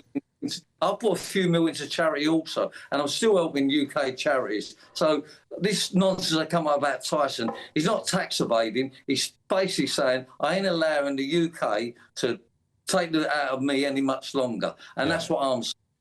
All right, good stuff. I think there's plenty to shout about the UK amongst the doom and gloom, and hopefully you guys come back and help us, as I said, find our mojo again, Charlie, you, Tyson, everybody else who's left. For now, Merry Christmas, Charlie. Where are you, Spain or Dubai? That's you. In the Alberge Arab. All right, very good. Lucky you. Thank you, Charlie Mullins, founder of Pimlico Plumbers. I thought it's called hard work. Good man. Thanks, Charlie. Apparently I need to apologise for the word which Charlie said there. I wasn't aware that it meant something severe, but apparently it does. So apologies if you were offended by that. Right, coming up after the break. Gobble, I just want to tell you this, very important. You are hereby unconditionally pardoned. Talking of turkeys voting for Christmas, supermarkets have been accused of misleading British consumers into buying European turkeys over British ones. Sacrilege. Back in just a tick. I'm Michelle Dewberry. This is Jubes & Co with you. Hello everyone, Patrick Christie is here. GB News, Britain's news channel. Access the stories that matter to you. Take the GB News family with you on any device. And as long as you have an internet connection, tune in to GB News, anywhere on the planet or beyond. GB News, the People's Channel, Britain's news channel. Hi, I'm Michelle Dewberry, and my show is your opportunity to cut through all the noise and dive in headfirst to some robust debates. Ideas clash. Situation, Because you're deliberately avoiding my point. Nothing's held back. And if you think this is the end of it, wait for more. And we do not shy away from the difficult stuff. Sometimes I want to shake people and say, if only you understood. So join me on Jubes & Co weeknights at 6 p.m, only on GB News, Britain's news channel. From the school run to the home run, watch a new show for all of Britain. He can say whatever he wants. A straight-talking show where all voices are heard. And, when are we going to stop talking about smashing the gangs and actually do it? With the stories that matter from every part of our country. There's a bit of a crash landing there for your Chancellor. Bold, fearless and standing up for you. That's me, Martin Daubney, 3 p.m. till 6 p.m, weekdays, here only on GB News. The People's Channel, Britain's news channel. Westminster's full of talk, but out here, it's the real world. Am I allowed to talk now? No, that's it. This is where it matters, real people and real lives. That's what politics is all about. In fact, has Trump made a good start? No. Straight answers, no spin, and just a couple of pints. How many fingers have I got up? About 10. So join me for Lee Anderson's Real World every Friday at 7 p.m, only on GB News. The People's Channel, Britain's news channel. You want to know what's really going on in the corridors of power? Labour don't know what to do with you half the time, and that makes you quite lethal in the chamber. Get behind the headlines with Chopper's Political Podcast. Join me, Christopher Hope, as I sit down with the great and the good of British politics. We'll see where this ruling takes us. These are the stories shaping our nation. Chopper's Political Podcast, available now on all platforms. Listen in and stay ahead. Decisions made in Washington aren't just shaping America, they're shaping Britain too. From migration to global security, from crime to health. Whatever happens in the White House today will be felt in your town or city tomorrow. That's why The Late Show is live from Washington, D.C. Cutting through the politics to show you what it all means for Britain. The Late Show live every night at midnight. Only on GB News, Britain's news channel.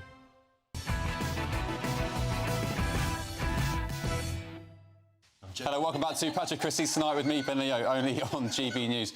No doubt many of you at home have already bought your Christmas turkeys for your Christmas dinner, and if you have, you may have just been duped, because British supermarkets, there they are on your screen now, if you're watching on telly, that's a turkey in its full glory.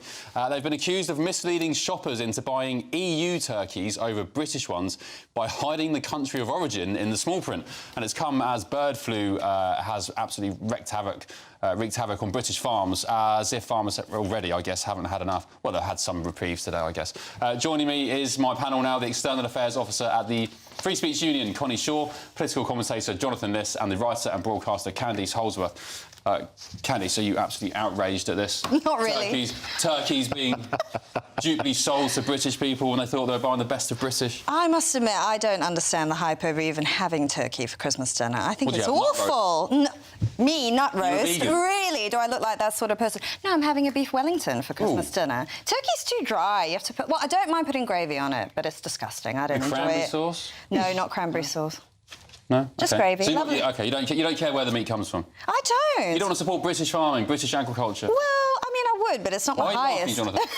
It's not my highest. All I can hear is Margaret Thatcher's voice in my head saying, support British farmers, the British turkeys. Oh, I don't know why that's such a controversial, humorous... I mean, let's support our farmers, no? We've been talking about it for months on end. You don't care? Obviously, I want to support British farmers, Ben. You know, the best way to have done that would have been to stay in the EU, by the way. But since we're out of the EU, yes, of course we should support them, but I also think that we can't always supply the food, because we're not food sufficient in this country.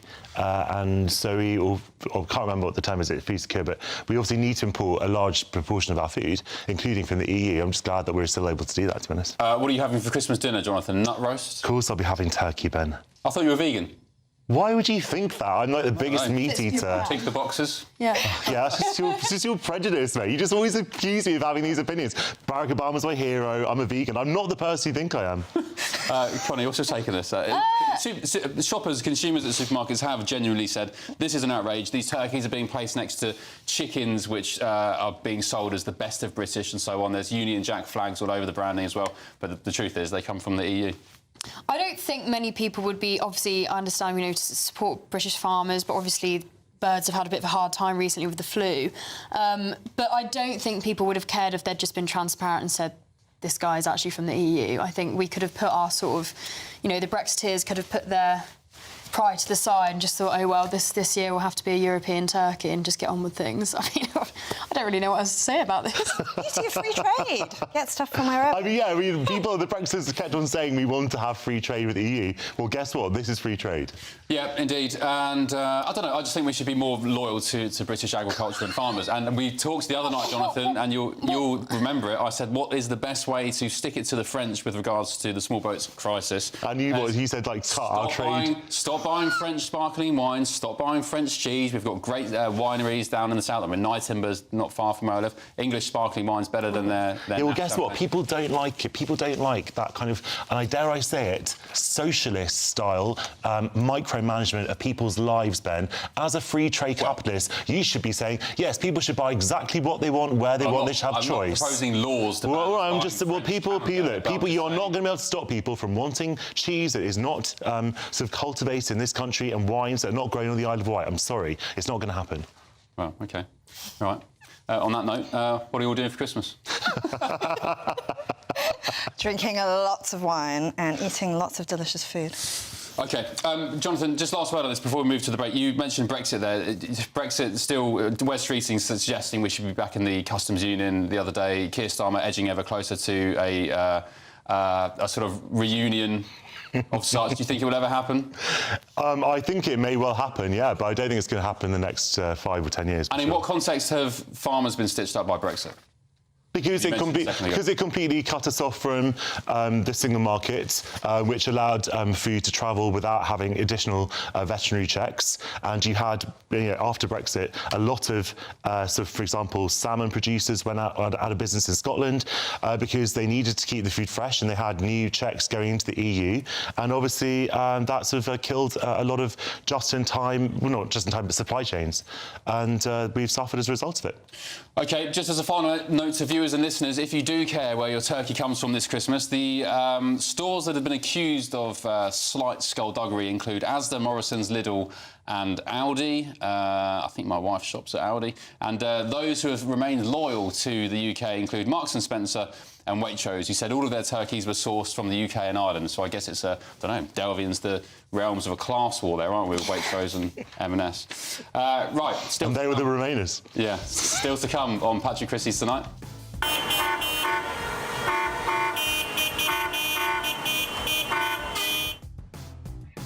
After the break, we'll get stuck into Labour's massive, most dramatic U-turn yet, I argue, on inheritance tax on the farmers. I guess on one side of this, you want to praise them for having a U-turn. On the other side of it, you still need to criticise them, or at least hold them to account for sort of back-of-the-fag packet planning in the first place. They've subjected, as Nigel Farage, Kimi Badenoch has said today, they've subjected these farmers to months and months and months, more than a year of anxiety, of stress. One chap even took his own life. We'll be speaking to, or at least getting the words from his son in just a moment, who actually praised the government today for their U-turn. But yes, the farmers, some reprieve, despite the turkey stitched up in supermarkets, some reprieve on the inheritance tax. Back in just a tick. First, let's get your weather.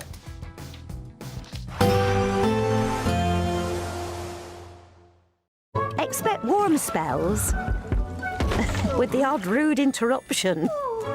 Box Boiler sponsors the weather on GB News. Hi there and welcome to the latest update from the Met Office for GB News. It is dry, finally, for much of the UK, but increasingly windy during the next 24 hours, and that wind coming from the east is going to make it feel cold. That's the main idea for Christmas Eve and Christmas Day. Cold easterly winds, particularly for the southern half of the UK where the isobars are more tightly packed together.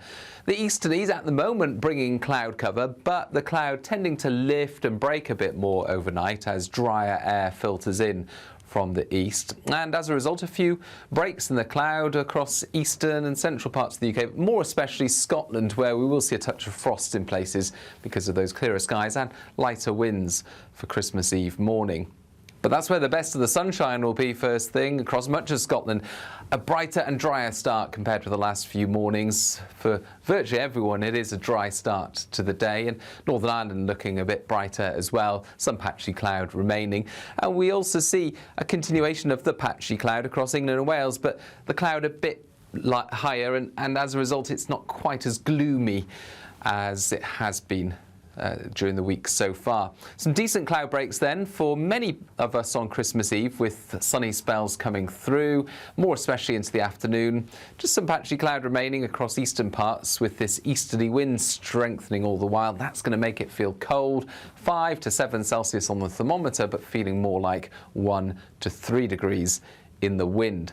The wind strengthens further on Christmas Day, risk of coastal gales around the south coast first thing, and that wind a key feature, bringing in perhaps the odd sleety shower to the far southwest of the UK. Otherwise it's dry for most and with plenty of sunshine, but feeling really quite raw in the wind, especially if you're in the south or the east. A similar day to come on Boxing Day. Expect warm spells with the odd rude interruption. Box Boiler sponsors the weather on GB News. A very Merry Christmas to you all from the Aurora Collection Resort in Lapland. We're on an amazing Arctic adventure to celebrate our greatest cash giveaway, a simply stunning £85,000. And this Christmas, we're giving you the chance to win it all. So don't miss out this Christmas. For another chance to win £85,000 cash, text cash to 63225. One entry costs £2.50 plus one standard network rate message. Or text bonus to 63225. 5 entries cost £5 plus one standard network rate message. Go to gbnews.com/win. Entries start at £2.50. Call 0903 686 3232. Calls cost £2.50 plus your network access charge. Or post your name and number to GB18 PO Box 8690 Derby DE1 9TT. UK only. Entrance must be 18 or over. Lines close at 4 p.m. on the 30th of January. Please check the closing time if listening or watching on demand. Good luck. Hi, I'm Michelle Dewberry, and my show is your opportunity to cut through all the noise and dive in headfirst to some robust debates. Ideas clash. Situation, isn't it? No, because the failure is you're deliberately avoiding my point. Nothing's held back, And if you think this is the end of it, wait for more. and we do not shy away from the difficult stuff. Sometimes I want to shake people and say, if only you understood. So join me on Jubes & Co weeknights at 6 p.m, only on GB News, Britain's news channel. Join me, Nana Akwe, for an informative, interactive news programme with a difference. It's fun. No, you didn't say that, Dave. I'm so surprised. I think there's an element of truth to that. Join me from 3 p.m. every weekend, only on GB News, Britain's news channel. From the school run to the home run, watch a new show for all of Britain. He can say whatever he wants. A straight talking show where all voices are heard. And, you know, when are we going to stop talking about smashing the gangs and actually do it? With the stories that matter from every part of our country. There's a bit of a crash landing there for your Chancellor. Bold, fearless and standing up for you. That's me, Martin Dawdley, 3 p.m. till 6 p.m, weekdays, here only on GB News. The People's Channel, Britain's news channel.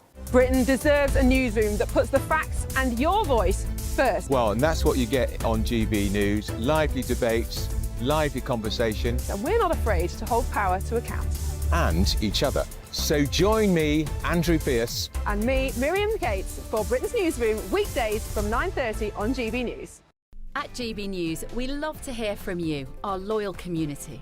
So drop us a line at gbnews.com/yoursay. There, you can talk to each other and also to the presenters live on air. gbnews.com/yoursay, because GB News is your channel, Britain's news channel.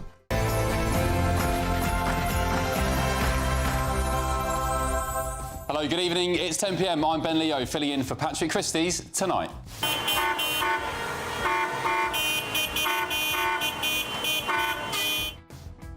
Finally, it could be a very Merry Christmas for farmers. 85% of farming estates who claim agricultural property relief will now pay no inheritance tax. Well, I guess it's called the mother of all U-turns in some quarters. The government has finally backtracked on its brutal inheritance tax raid on farmers. Also tonight, the unanimous decision of this court is that the terms woman and sex in the Equality Act 2010 refer to a biological woman and biological sex. Actually, I can't still believe we're having this conversation. I'll be joined by a mother who had the police called on her for challenging a biological male, a bloke, for going into women's changing rooms. And It was clear throughout this trial that the scale of the offender's hatred toward our Jewish community knew no bounds. Two men have been convicted at Preston Crown Court of plotting a gun attack on a mass gathering of Jews, including in schools and nurseries in the Manchester area. It's expected to dominate the front pages tomorrow. On my panel tonight, the External Affairs Officer at the Free Speech Union, Connie Shaw, political commentator Jonathan Liss, and the writer and broadcaster Candice Holdsworth. And finally, can you tell me what's going on here?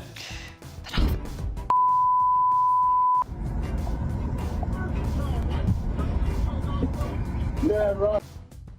Well, he's on Santa's naughty list. All that to come, but first, let's get your news headlines with Sam Francis.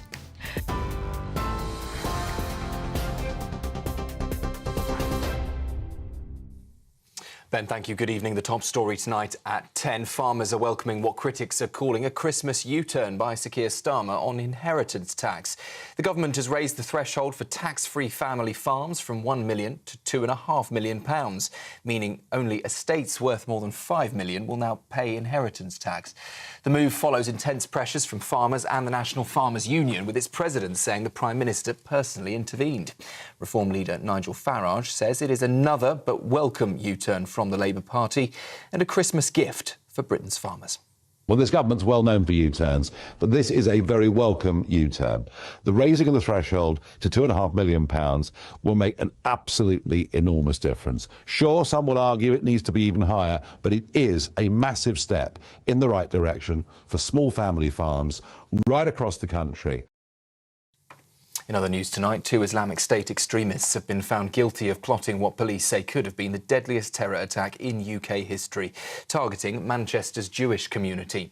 Walid Sadawi and Aymar Hussein were convicted of planning and marauding gun attack after buying assault rifles, handguns and ammunition for a suicide-style assault.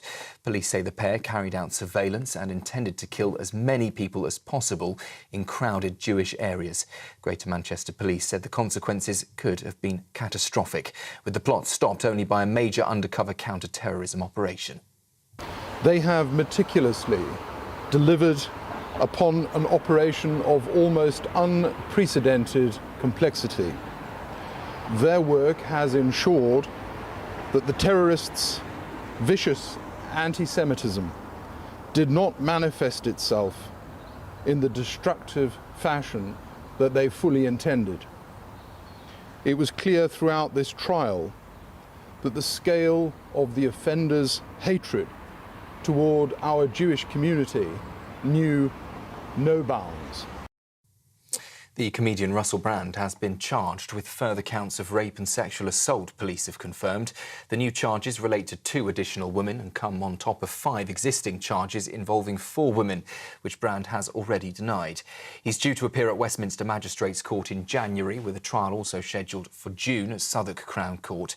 Police say their investigation is ongoing and they're urging anyone with information to come forward. Police say they will take no further action over chants made during a performance by Bob Vylan at Glastonbury. Avon and Somerset Police say the comments, led by frontman Bobby Vylan during a BBC broadcast set, did not meet the criminal threshold set by the CPS. Officers carried out a voluntary interview last month and say all potential offences were carefully considered. The force added that while the chants caused widespread anger, there was insufficient evidence for a realistic prospect of conviction.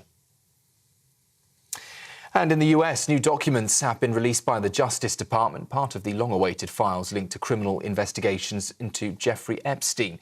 Among the more than 11,000 files is an email asking for inappropriate friends sent from an account signed A at Balmoral to Epstein's associate Ghislaine Maxwell. The 2001 email appears under the alias The Invisible Man. That is a name also linked to an address listed in Epstein's contacts under Duke of York. The emails do not allege any wrongdoing, though, and Andrew Mountbatten Windsor has repeatedly denied any misconduct. Those are the 10 o'clock headlines. I'll be back with you in an hour.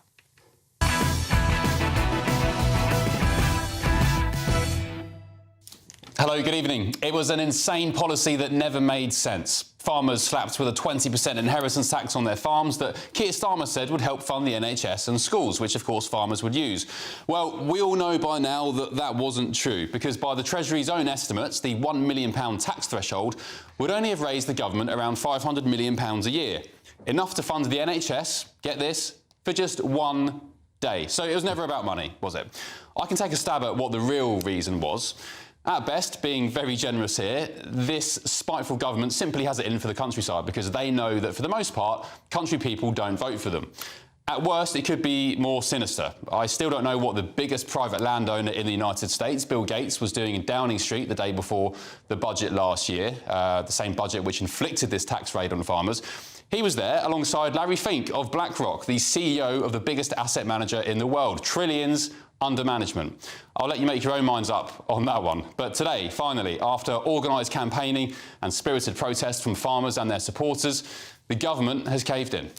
So we've listened to farmers and businesses across the country, and we want to protect more family farms and businesses. So we're announcing today that we're increasing the inheritance tax threshold for individuals from £1 million to £2.5 million. So that means a couple with an estate worth up to £5 million will pay no inheritance tax when they pass on their estate to the next generation. Well, Merry Christmas, farmers. As you just heard, the inheritance tax rate has been watered down. The threshold on estates has gone from £1 million to £2.5 million. A small victory that, I guess, while better than nothing, does little to remedy the last 15 months of anxiety, stress and outright fear this government has subjected our farmers to. Some have even killed themselves over it, I'm afraid to say. Not that Keir Starmer seemed particularly bothered by that fact, that some people are fast-tracking their own deaths. Is the Prime Minister aware that some farmers who have terminal diagnosis now are actively planning to expedite their own deaths so they hit before April? Is he aware of that? I've had discussions with a number of individuals who've drawn all manner of things to my attention.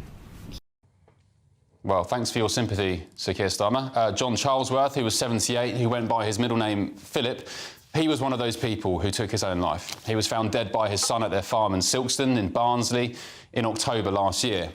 His son, also called Jonathan, described today's U-turn as the best Christmas present for a lot of farmers. Reform leader Nigel Farage also weighed in. Well, this government's well known for U-turns, but this is a very welcome U-turn. The raising of the threshold to £2.5 million will make an absolutely enormous difference. Sure, some will argue it needs to be even higher, but it is a massive step in the right direction for small family farms right across the country. National Farmers Union President Tom Bradshaw also gave his take. This new threshold will go a long way to securing the future of many family farms. While we recognise that there will still be a tax burden for some of you, this will be significantly reduced, and we hope that it'll go a long way to making your Christmas much happier than it would have been otherwise. Well, what this U-turn proves is that not only is this Labour government working off the back of a fag packet, but more importantly, the great British public, you at home, still have a voice that the establishment fears. This has been achieved through courageous protest, fierce debate and the kind of British spirit that should never be underestimated. You, me, our families, together, we should never be underestimated. Well, let's get the thoughts now of my panel. The External Affairs Officer at the Free Speech Union, Connie Shaw, political commentator Jonathan Liss and the writer and broadcaster Candice Holdsworth. Hello again, panel. Oh, excuse me. Bit of exercise for today. Should we talk about turkeys again? Do you fancy that? No, sorry. Jonathan, big screeching U-turn from the government. I guess on one hand you have to applaud them, but as I said just then, on the flip side of it, why subject farmers to this stress, this anxiety, and even some of them, unfortunately, an early death with this stupid policy? Well, obviously that's horrific to hear about someone who took their own life, and I express my deep condolences to the family. Look, on this particular issue, I don't think this is I can absolutely understand why farmers were very aggrieved about it. I think at the heart of it was a basic case for fairness from the government, because there were people, and these are not the majority of farmers, but there were people who sought to circumvent inheritance tax by buying up agricultural land and then sort of so they could pass it on to their descendants, their kids, etc., tax-free. And I think that was a loophole the government was trying to close. Obviously, I would expect farmers to do lobbying, and what often happens with these things is that the government introduces a policy and then people will express their profound objections and lobby government, and that's right and proper. And if the government hasn't thought through something, or there are unintended consequences such as farmers selling up, then I would expect them to look at that. But the basic principle of it, which is fairness, is not such a bad one. And I think we also should note that most people have to pay inheritance tax after £325,000, and farmers, even before this, were still getting a lot more than that tax-free, and now they're getting up to £5 million if it's a couple. That's the wider I mean, I could sit here all night, Candice, and bang on about inheritance tax and how much of a disgusting tax it is. I think it's absolutely horrendous, a horrendous tax where the state circles like a vulture after somebody dies and comes and takes whatever they take.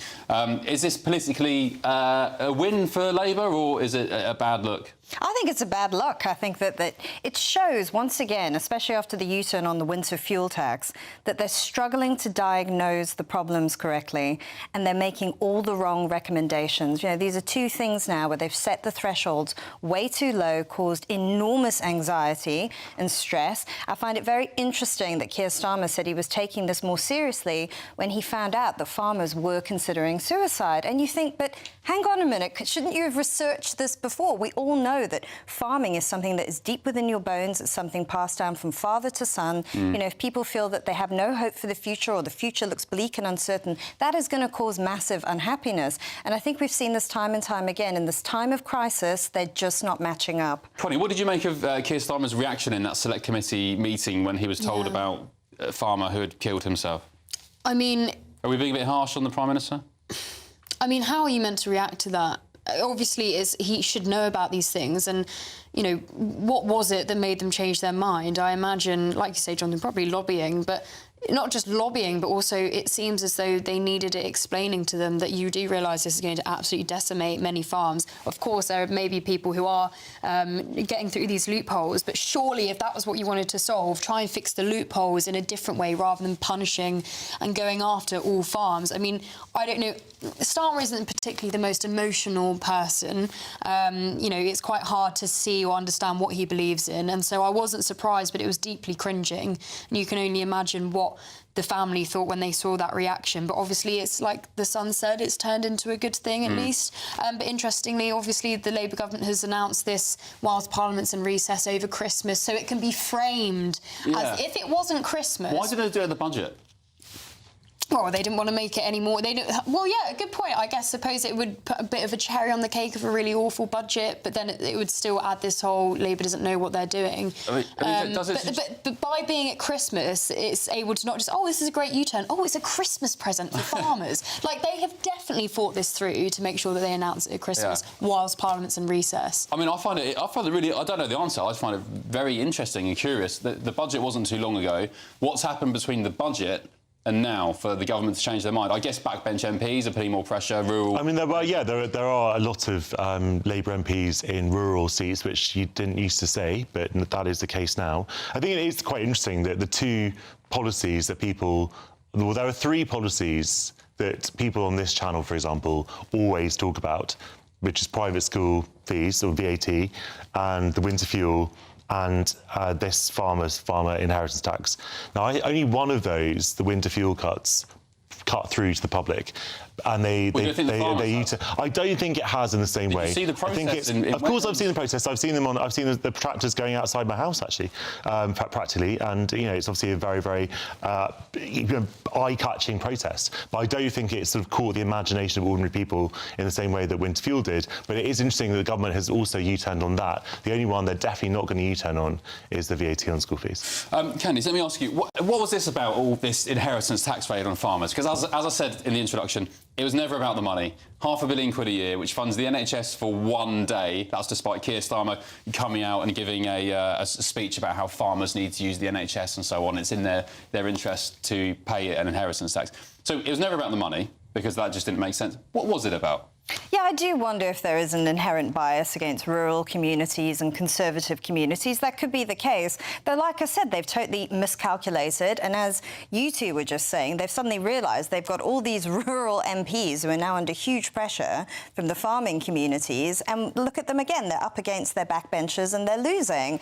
I do think, though, that a lot of this, though, comes down to extremely poor policy planning in the Treasury. You know, it's the same with the VAT on school fees. They said that money was going to be used to help fund state schools. Now they're saying it's not going to be used for that. And then you look at the farm tax, it's completely backfired and they're not raising the amount they have. So I think it's incredibly poor forecasting in the Treasury as well. Well, I think that also to zoom out a bit, you know, what this really comes back to is the government has a lot of revenue to raise to fund the public services that we all deserve, and they did not make it clear at the time of the election how they're going to fund that. They said it was going to come from VAT on school fees and non-DOMs, etc. But obviously, it was always going to be a lot more than that. And because they ruled out so many major tax rises from VAT, income tax, and national insurance, that's led them into all these sort of much smaller tax areas to raise revenue that they need to raise. 22 billion on carbon capture schemes that nobody likes, even Green zealots, the billions on asylum hotels,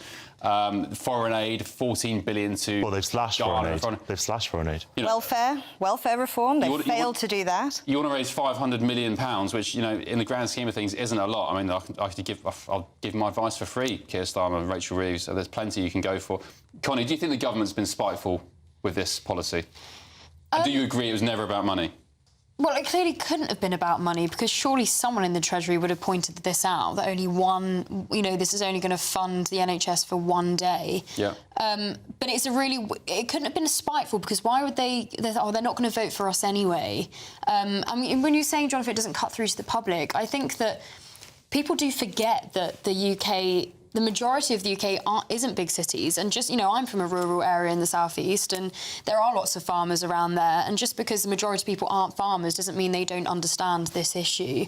And even though lots of them are working class areas, they're probably not likely to vote for Labour. But it's hard to say. Honestly, I don't know. I think I agree with Candice. It's just clearly they don't seem to know what they stand for, and it's very easy to just get in a mess when you're going through all of these holes to try and you talk about, John, all these specific policies that people on this channel like to talk about, because I think it's a general thing of wanting to hold on to individual rights, whether that's what you earn or just your ability to not be controlled by the state. And this government is extremely authoritarian. Like, there's no debate about that. That is so clear. And I guess, Jonathan, I mean, it's indicative that you mentioned the issues that this channel likes to cover, but there is a reason, and I don't want to be self-congratulatory here, but we are now the UK's #1 news channel and have been for many months running, so clearly we're doing something that other broadcasters aren't doing and focusing on issues. I mean, we've been going hell to leather on the farmers, for example. And people are entitled to talk about whatever they want to talk about. I'm just saying that of those 3 issues I identified, the only one I think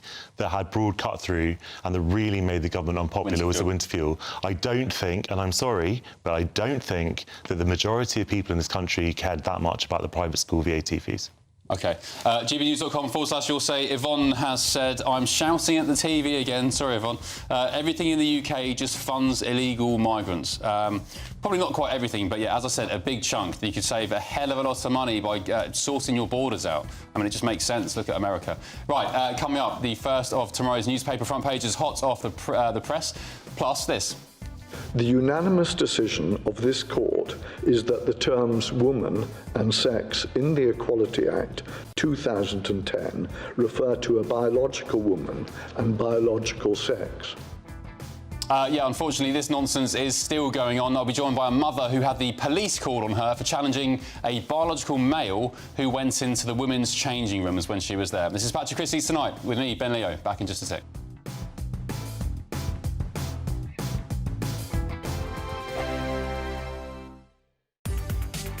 From the school run to the home run, watch a new show for all of Britain. He can say whatever he wants. A straight-talking show where all voices are heard. And, you know, when are we going to stop talking about smashing the gangs and actually do it? With the stories that matter from every part of our country. There's a bit of a crash landing there for your Chancellor. Bold, fearless and standing up for you. That's me, Martin Daubney, 3 p.m. till 6 p.m, weekdays, here only on GB News. The People's Channel, Britain's news channel. Martin Daubney, weekdays from 3 p.m. Well, you're absolutely right. Spot on. I couldn't help feeling that perhaps it was actually just a joke, and they were going to come back in 2 years' time and say, we took you all in. It was, in fact, a joke. Now we're going to produce something more serious, because it's absolutely hilarious and ridiculous. Commercial suicide, I described it as. Well, the individual behind it is no more. What would you like to see from the brand? Presumably not people with asymmetric haircuts in pink dresses with sledgehammers doing precisely zero to do with cars. Well, again, absolutely, you're spot on. I mean, it's just totally unrelated to cars at all. It wasn't even a car in the advert. Jaguar was built on style, and that brought passion for cars. That's what made them different. I remember many years ago, a Jaguar executive in the States saying to me, people say, I like my Mercedes, but I love my Jaguar. It's all about passion. Style engendered that.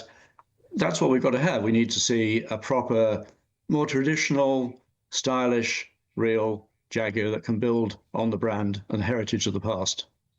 OK, Philip Poulter, I'm going to put you on the spot now.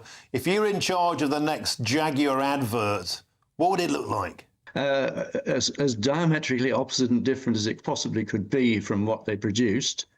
I suppose, I mean, I live a little in the past, I admit, although I also think I'm hopefully realistic about the current situation and everything, the present. But I'd like to see the heritage shown. Jaguar were not afraid to talk in the past about their heritage, the Le Mans wins back in the 50s, the E-Type in the 60s. This is what added excitement and luster to the brand. GB News, the People's Channel. Westminster's full of talk, but out here, it's the real world. Am I allowed to talk now? No, that's it. This is where it matters, real people and real lives. That's what politics is all about. In fact, has Trump made a good start? No. Straight answers, no spin, and just a couple of pints. How many fingers have I got up? About 10. So join me for Lee Anderson's Real World every Friday at 7 p.m. only on GB News. The People's Channel, Britain's news channel.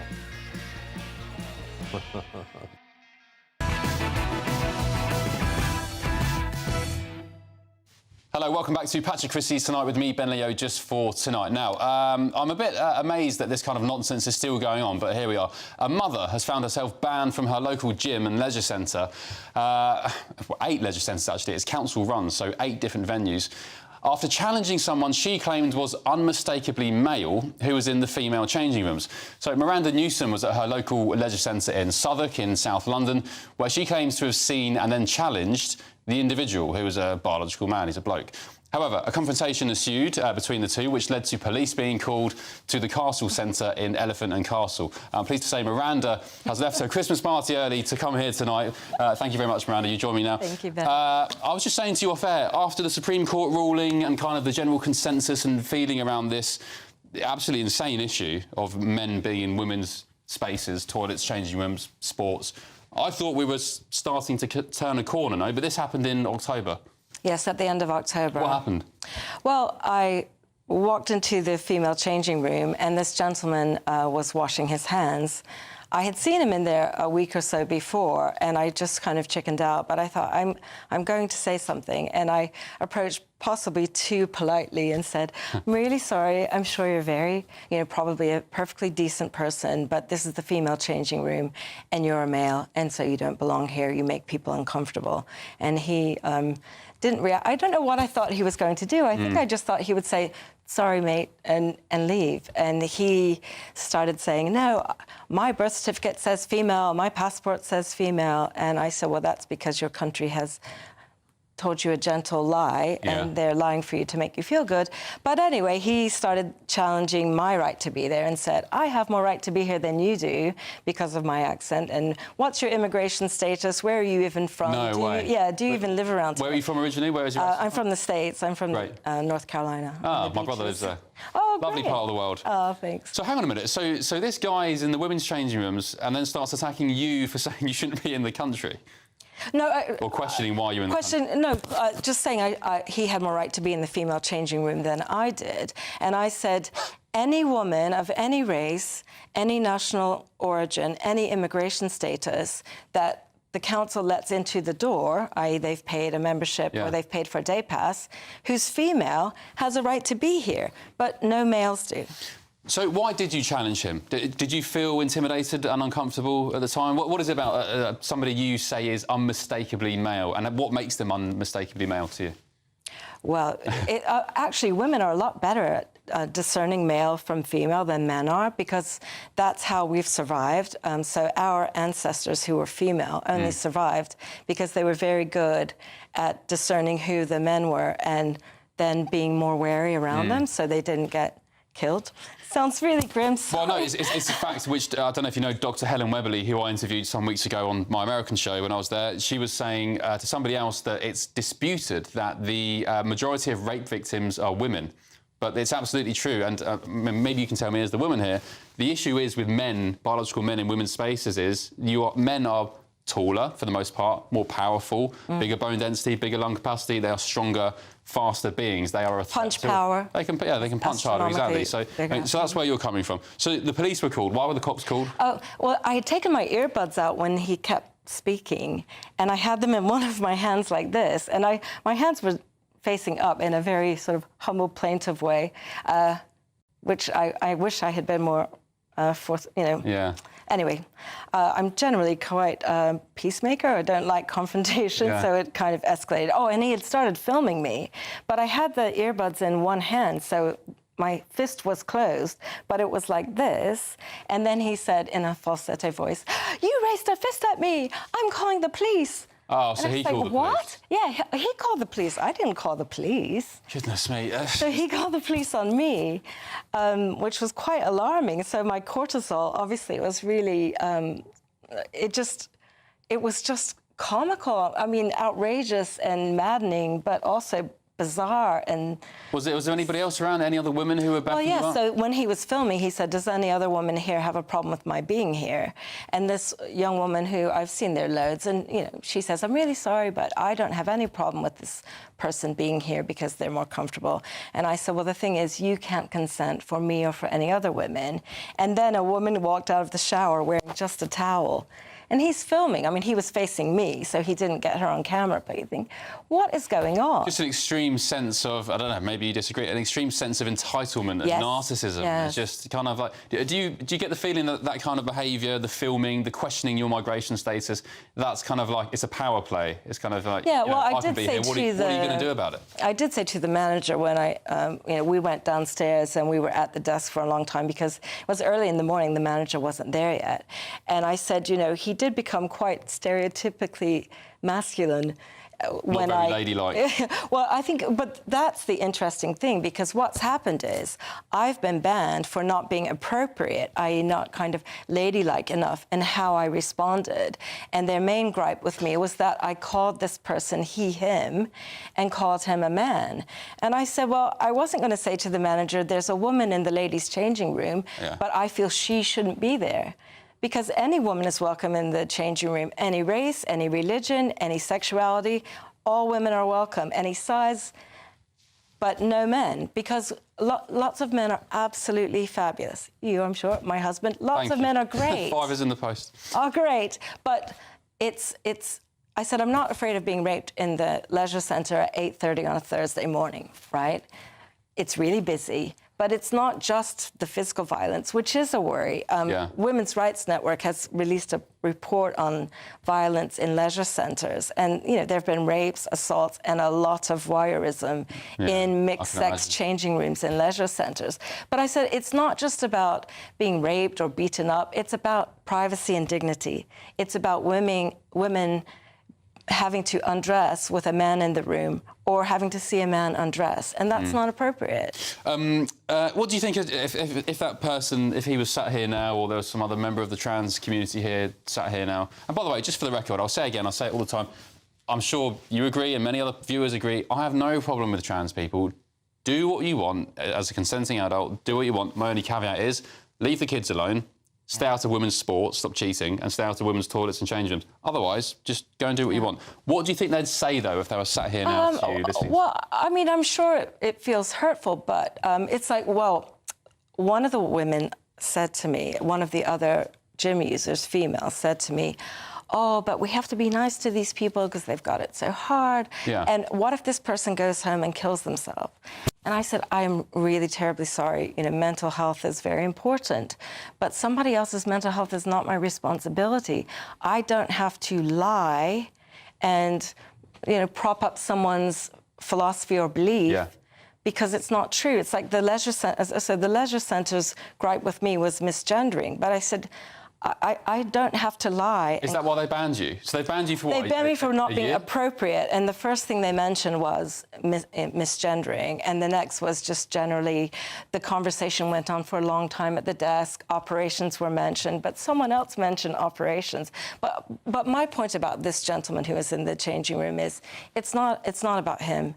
There's another gentleman. There's a lot. There's another gentleman downstairs in the swim changing room. They have 8 leisure centres, Southwark. There's more than one trans woman in There are, but gym. some of them are using the single-user disabled loo. Right. But there are at least 2 using the female changing rooms. But the problem is not the gentleman. When I spoke to the manager, she said, our policy is we do a case-by-case visual assessment. If the person is basically trying really hard and looks enough like the sex they aspire to be, we let them in. And I said, so a pretty man who hasn't had any surgery and doesn't have a GRC can go in. So it just depends how much money you've got, how much surgery you've had, and it's ridiculous. What about the guy who can't get rid of his beard? He's got a persistent shadow, but he's had an operation, he's got a GRC. Got it. So they could be sued for that. Anyway, so you're not going back to Southwark gyms anytime soon. What's your message to them tonight, very briefly? Well, you've had since April. They told me they are evaluating the policy. April, the Supreme Court clarified the law. The law hasn't changed. They told me even if they change their policy, they'll have to refit the building. I said, no, you put a sign on the ladies that says female people only and enforce it. On the male people only and enforce it. And we're done. Well, Southwark have said to us in a statement, Southwark Council, to help ensure the best environment for everyone in our leisure centres, all leisure members are expected to follow the terms and conditions of their membership at all times. If terms and conditions are not met, we may suspend membership temporarily or permanently.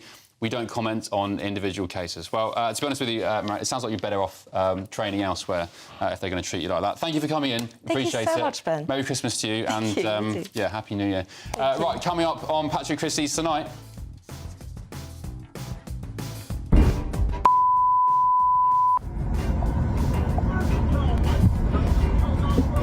Yeah, right. Well, talking of wayward men, do you want to know why that guy won the award of Britain's angriest cyclist? Take a look. I forecast a perfect holiday in the sun. Weather looking good then? For sure, and no worries about our travel insurance. All Clear Travel Insurance sponsors GBNews Travel Destinations Forecast.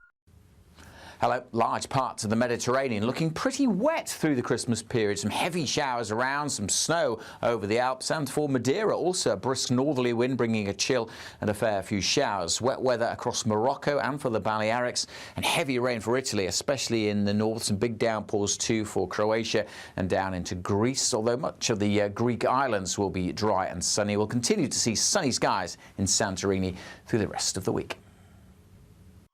All Clear Travel Insurance sponsors GBNews Travel Destinations Forecast.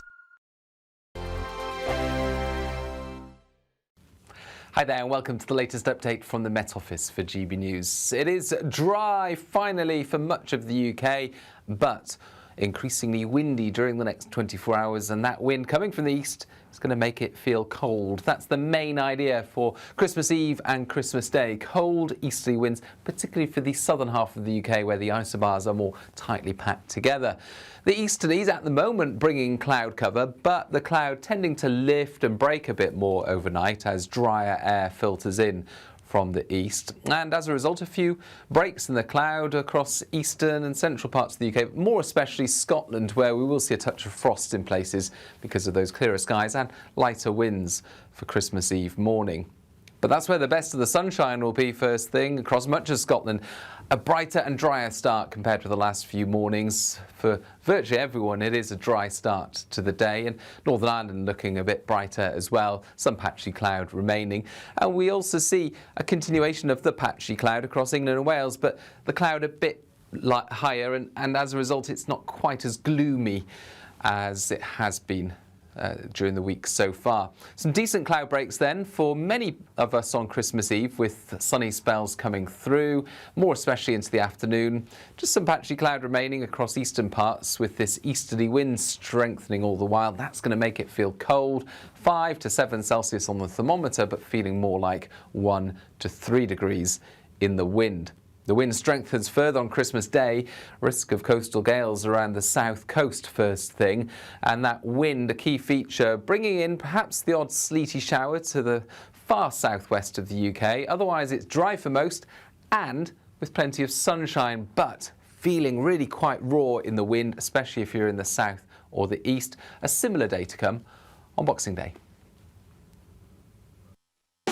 You want to know what's really going on in the corridors of power? Labour don't know what to do with you half the time, and that makes you quite lethal in the chamber. Get behind the headlines with Chopper's Political Podcast. Join me, Christopher Hope, as I sit down with the great and the good of British politics. We'll see where this ruling takes us. These are the stories shaping our nation. Chopper's Political Podcast, available now on all platforms. Listen in and stay ahead. Decisions made in Washington aren't just shaping America, they're shaping Britain too. From migration to global security, from crime to health. Whatever happens in the White House today will be felt in your town or city tomorrow. That's why The Late Show is live from Washington, D.C. Cutting through the politics to show you what it all means for Britain. The Late Show live every night at midnight. Only on GB News, Britain's news channel.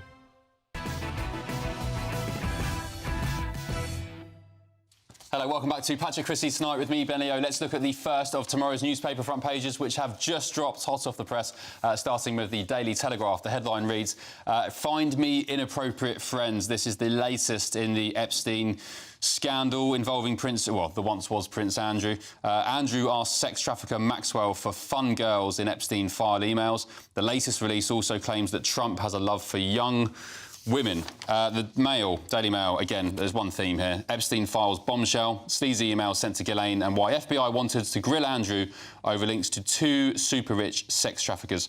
And also they run on the U-turn on farmers' inheritance tax. The Sun, same again. Find fun girls for Andrew, according to emails.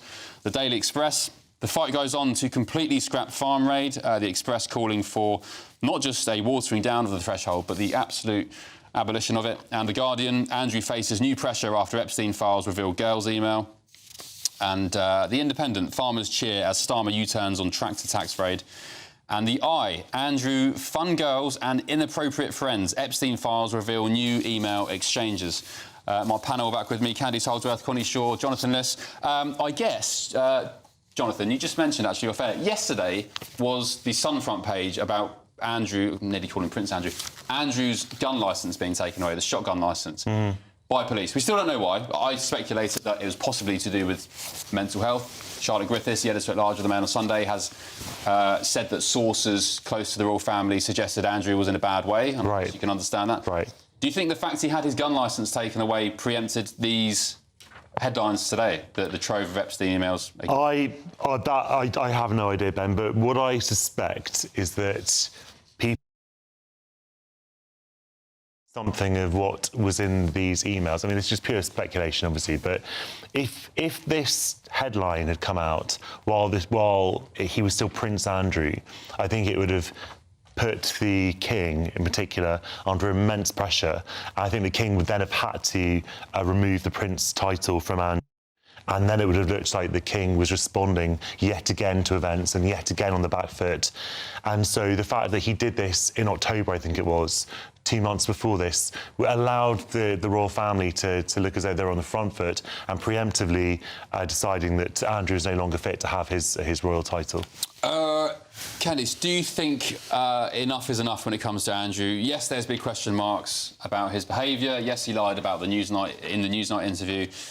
But I said last night, whether you think he's done right or wrong, he is still innocent until proven guilty. There are now concerns for his mental health. Where do we draw a line at this? I'm with you on that one. I hold no candle for Andrew as a person, but I think the presumption of innocence is an ancient right in this country, and he's never been given any right to reply, and a lot of this is very, very, very conspiratorial and hasn't been properly established. And I think that it is becoming a bit of a frenzy now and a bit of a witch hunt. I'm not defending him, I'm just saying that there are certain principles that we need to uphold. But he hasn't been. I mean, he hasn't been sort of, arrested for anything. Obviously, there's not. When no one's talking about depriving him of his liberty or anything like that. It's about the royal family deciding whether or not he should lose a courtesy role, a courtesy title, right? Sure. But I think the presumption of innocence. Trials. I think it should be an ordinary life. I think we should think carefully before we destroy a man's life. Sure, but I mean, the optics was so bad and the negative publicity was so bad that if the royal family just said, well, he's innocent until proven guilty, that would have been a disastrous PR move for them. I understand what you're saying, but they also had to act and be seen to act. But that's the problem. If you're too pragmatic and you don't pay attention to principle, after a while these principles disappear. At some point, you just have to draw a line. I think also, Connie, it's more than just losing a role. You've not just been stripped of your titles and your princehood. Actually, this is, again, I have my opinions on Andrew. I won't say what they are, but, he paid off Virginia Giuffre, at least his mum did. But he is still innocent until proven guilty. And from a human perspective, regardless of your thoughts on this, he's a human being, he's like you and I. He's lost everything. He's been stripped of the identity that he's only known since he was a child. He's been banished pretty much to the Tower of London. He may as well have been. His life has been wrecked. So is it just time to leave him alone? What's the benefit to all this? Because he's not going to go to the US and give evidence to the FBI. The benefits of the front pages, and it's like you said, I agree. it's quite hard to articulate that you have sympathy for someone who's being dragged through the mud at the same time understanding that what is being revealed here seems very concerning. But at the end of the day, we can't expect papers not to run this, even if, you know, he is innocent as it stands.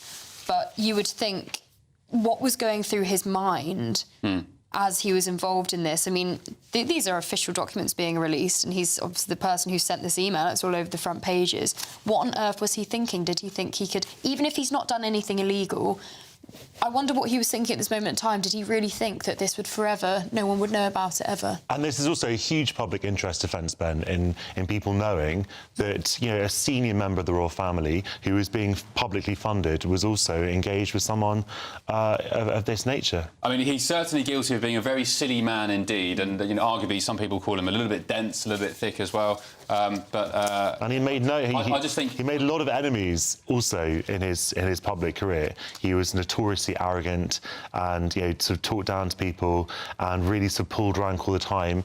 And, you know, this is the you know, also that you reap what you sow. Well, look, he's been humbled, and he's been humbled. I just think when there's reports from the likes of Charlotte Griffiths saying that his mental health is under question, he's being visited by friends and family. Even there was a story yesterday saying Beatrice had pretty much disowned him. I mean, as a father, to read that, you just kind of think, well, I don't know, what's the point anymore? It's Christmas. Well, look, obviously, you know, it's from a personal perspective, so it must be obviously very, very devastating for him, there's no question, but it still is in the public interest for newspapers to print stuff about him when it's in the public domain.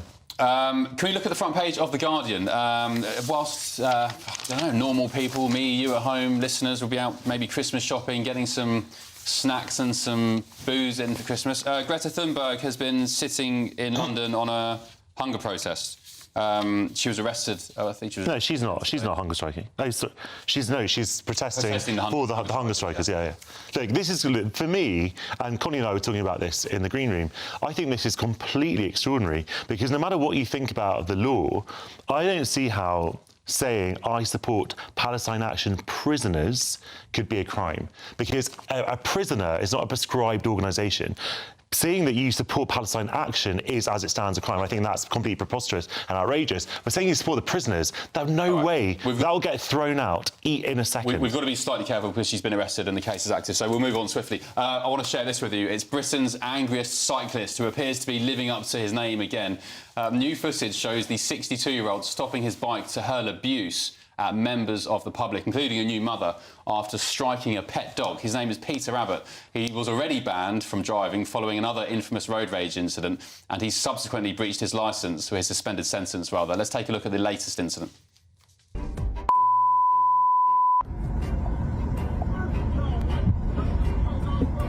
Yeah, right. Yeah, I don't like filming me, do I? Yeah, right. Any of you cycle here? Any like for allowance in the building?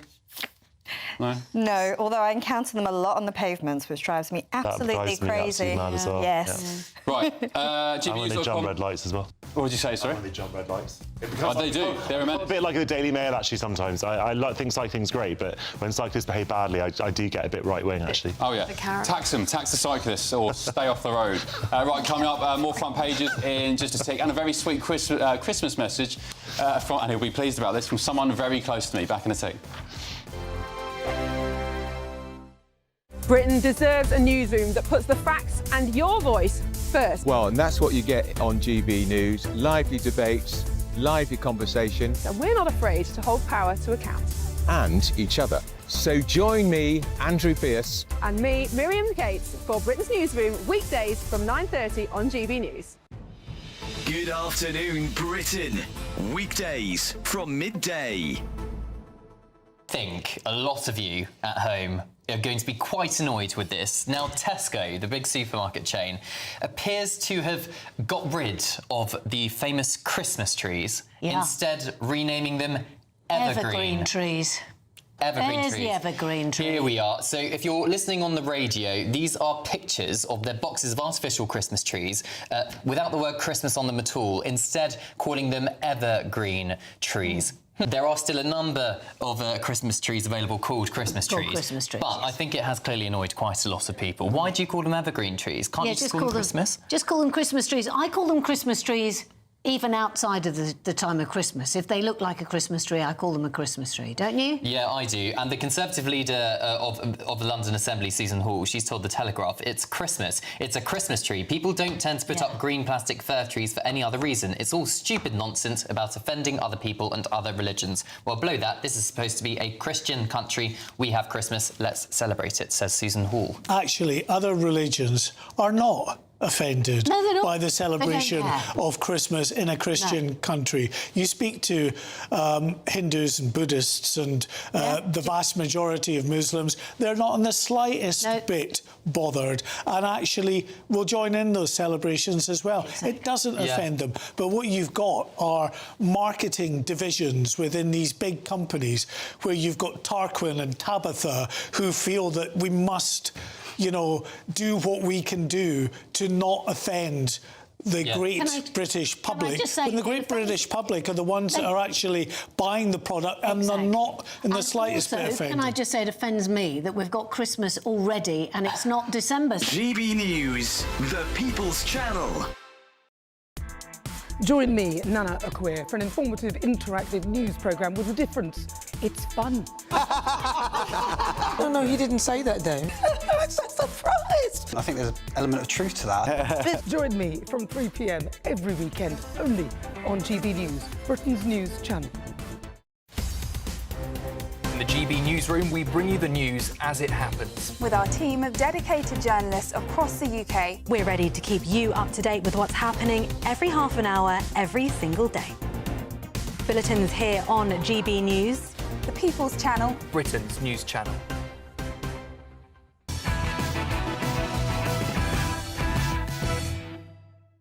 Welcome back to Patrick Christie tonight with me, Ben Leo. Two more papers have just dropped, including The Times. Same old story, actually. It's about farmers and the once was Prince Andrew. I always keep calling him Prince Andrew. Mountbatten, Windsor. There was one story at the bottom of the Daily Telegraph that caught our eye amid a pretty lacklustre news evening, actually. It's at the bottom here. Expert blamed Letby for infection death. So this is about Lucy Letby, the baby killer. It says a new baby that Lucy Letby has been accused of murdering died from an infection. That's according to experts. So Letby was present when baby 17 collapsed at the Countess of Chester Hospital, but was never charged with his death.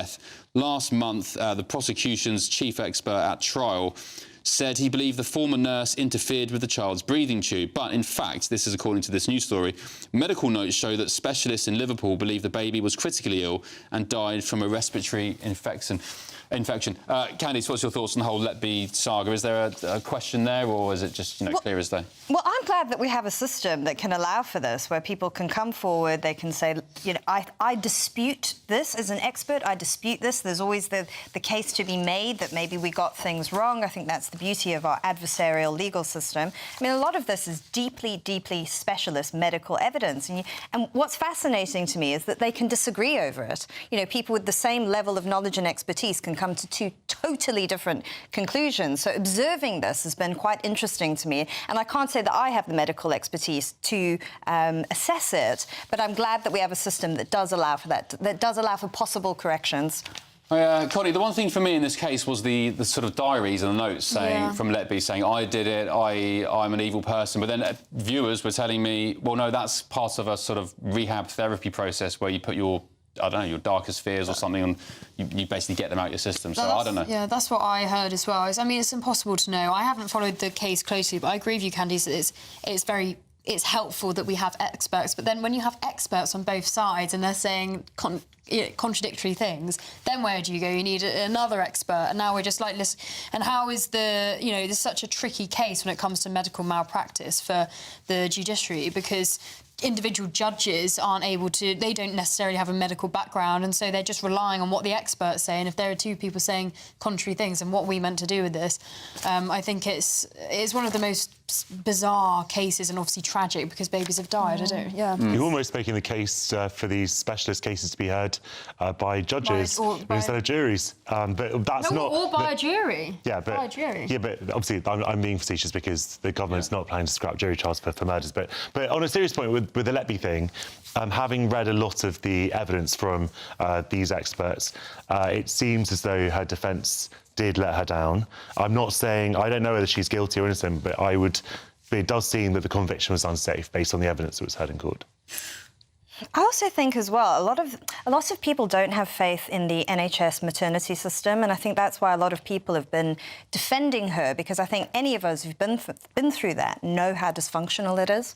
Yeah, I've heard a lot about that. There was Sophie Ridge was talking the other day about how, for example, what was she saying? About how if a mother has lost her baby or something, simple things like the mother would be put onto a ward with new mums, and how would that make a mother going through that feel? The NHS were great when my first child was born. He was 6 weeks early, he was in special care, and I've got nothing but praise for them, but I do hear that a lot about maternity services and so on. Right, let's have one last whiz through the papers tomorrow. The Daily Telegraph headline is "Find me inappropriate friends." No, not me, that's the words of the once Prince Andrew. The Mirror, "Find me some friends." And, yeah, that's pretty much it. There's no point going through all of them because it's the same stories. Right, before I go, I promised my eldest son a little treat tonight because he made me a really sweet Christmas card. And I said, he's been asking me for 5 or 6 days now, please show it on air and say hello to me. So this is from, my 2 sons, Jude and Zach. There we go.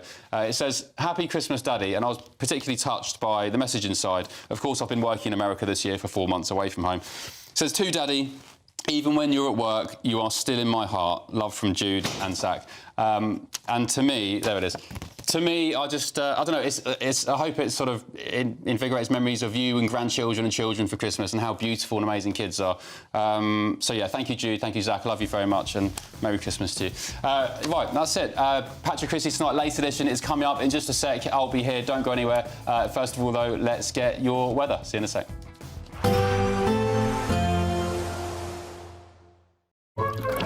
Warm and cosy, with a chance of zero visibility. Boxed Boilers sponsors the weather on GB News. Hi there and welcome to the latest update from the Met Office for GB News. It is dry, finally, for much of the UK, but increasingly windy during the next 24 hours, and that wind coming from the east is going to make it feel cold. That's the main idea for Christmas Eve and Christmas Day. Cold easterly winds, particularly for the southern half of the UK where the isobars are more tightly packed together. The easterlies at the moment bringing cloud cover, but the cloud tending to lift and break a bit more overnight as drier air filters in from the east, and as a result a few breaks in the cloud across eastern and central parts of the UK, more especially Scotland, where we will see a touch of frost in places because of those clearer skies and lighter winds for Christmas Eve morning. But that's where the best of the sunshine will be first thing across much of Scotland. A brighter and drier start compared to the last few mornings. For virtually everyone, it is a dry start to the day, and Northern Ireland looking a bit brighter as well. Some patchy cloud remaining. And we also see a continuation of the patchy cloud across England and Wales, but the cloud a bit higher, and as a result, it's not quite as gloomy as it has been during the week so far. Some decent cloud breaks then for many of us on Christmas Eve, with sunny spells coming through, more especially into the afternoon. Just some patchy cloud remaining across eastern parts, with this easterly wind strengthening all the while. That's going to make it feel cold, 5 to 7 Celsius on the thermometer, but feeling more like 1 to 3 degrees in the wind.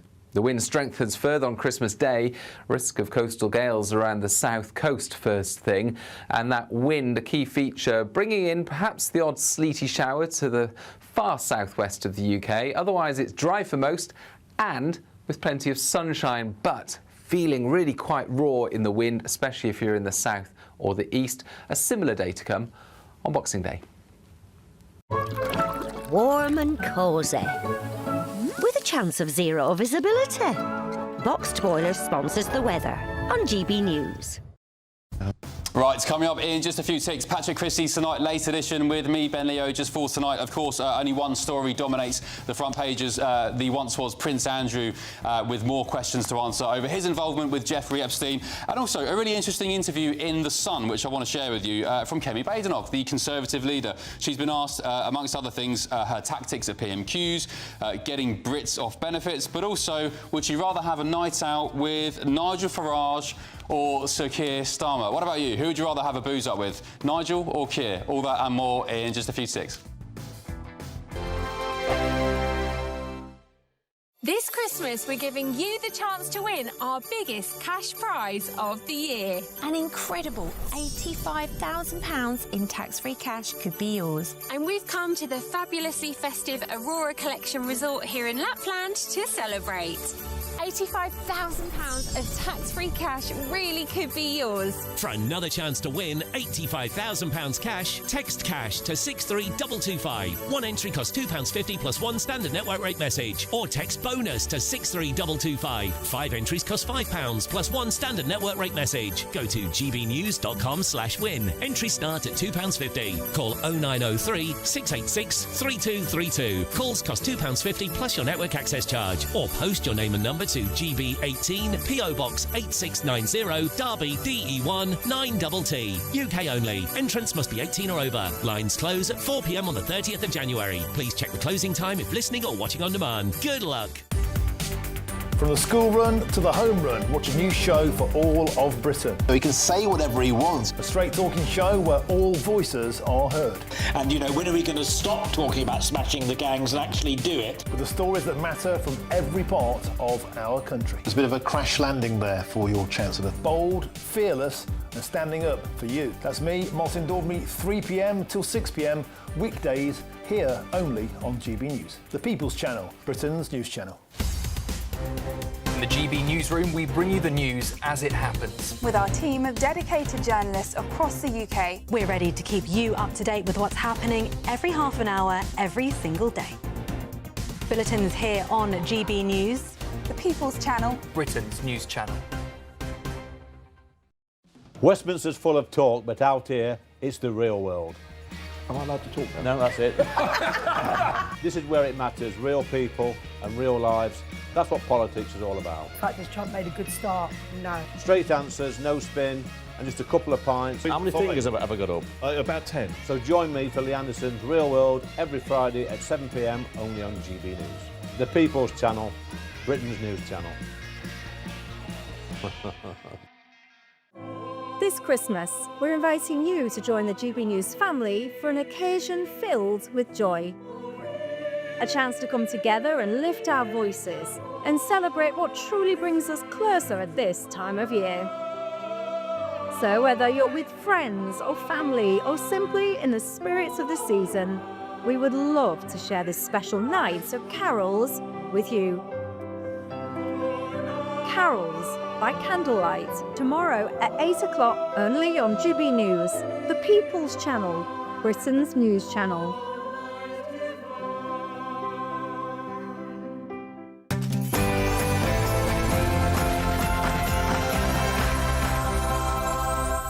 Hello, good evening, I'm Ben Leo and this is Patrick Christie's Tonight Late Edition, and breaking tonight. 85% of farming estates who claim agricultural property relief will now pay no inheritance tax. Well, it appears she's excited. It could be a very Merry Christmas for farmers as the government finally U-turns and heavily waters down its inheritance tax raid. Also tonight. You just keep going on the Epstein files. And what the Epstein is a Democrat hoax. The latest Epstein Files dump has proved even more damning for Andrew Mountbatten Windsor, as they reveal he asked Ghislaine Maxwell to find him some, quote, inappropriate friends. And it was clear throughout this trial that the scale of the offender's hatred toward our Jewish community knew no bounds.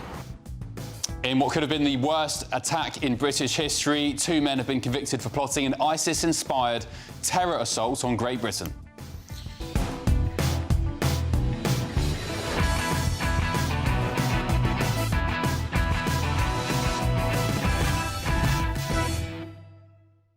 Joining me on Late Edition tonight is the External Affairs Officer at the Free Speech Union, Connie Shaw, the former headliner, GB News superstar Steve N. Allen, and the GB News contributor, Jonathan Liss.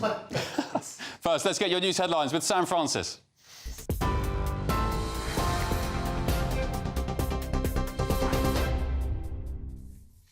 Very good evening to you from the newsroom just after 11 o'clock. The top story tonight, after months of protest and mounting pressure, the government has softened its inheritance tax plans for farms, lifting the threshold from £1 million to now £2.5 million. Ministers had planned to tax inherited farmland worth more than £1 million from next year, triggering warnings the policy could force family farms to sell up. Farming groups say it's a step in the right direction, but insist many businesses are still at risk.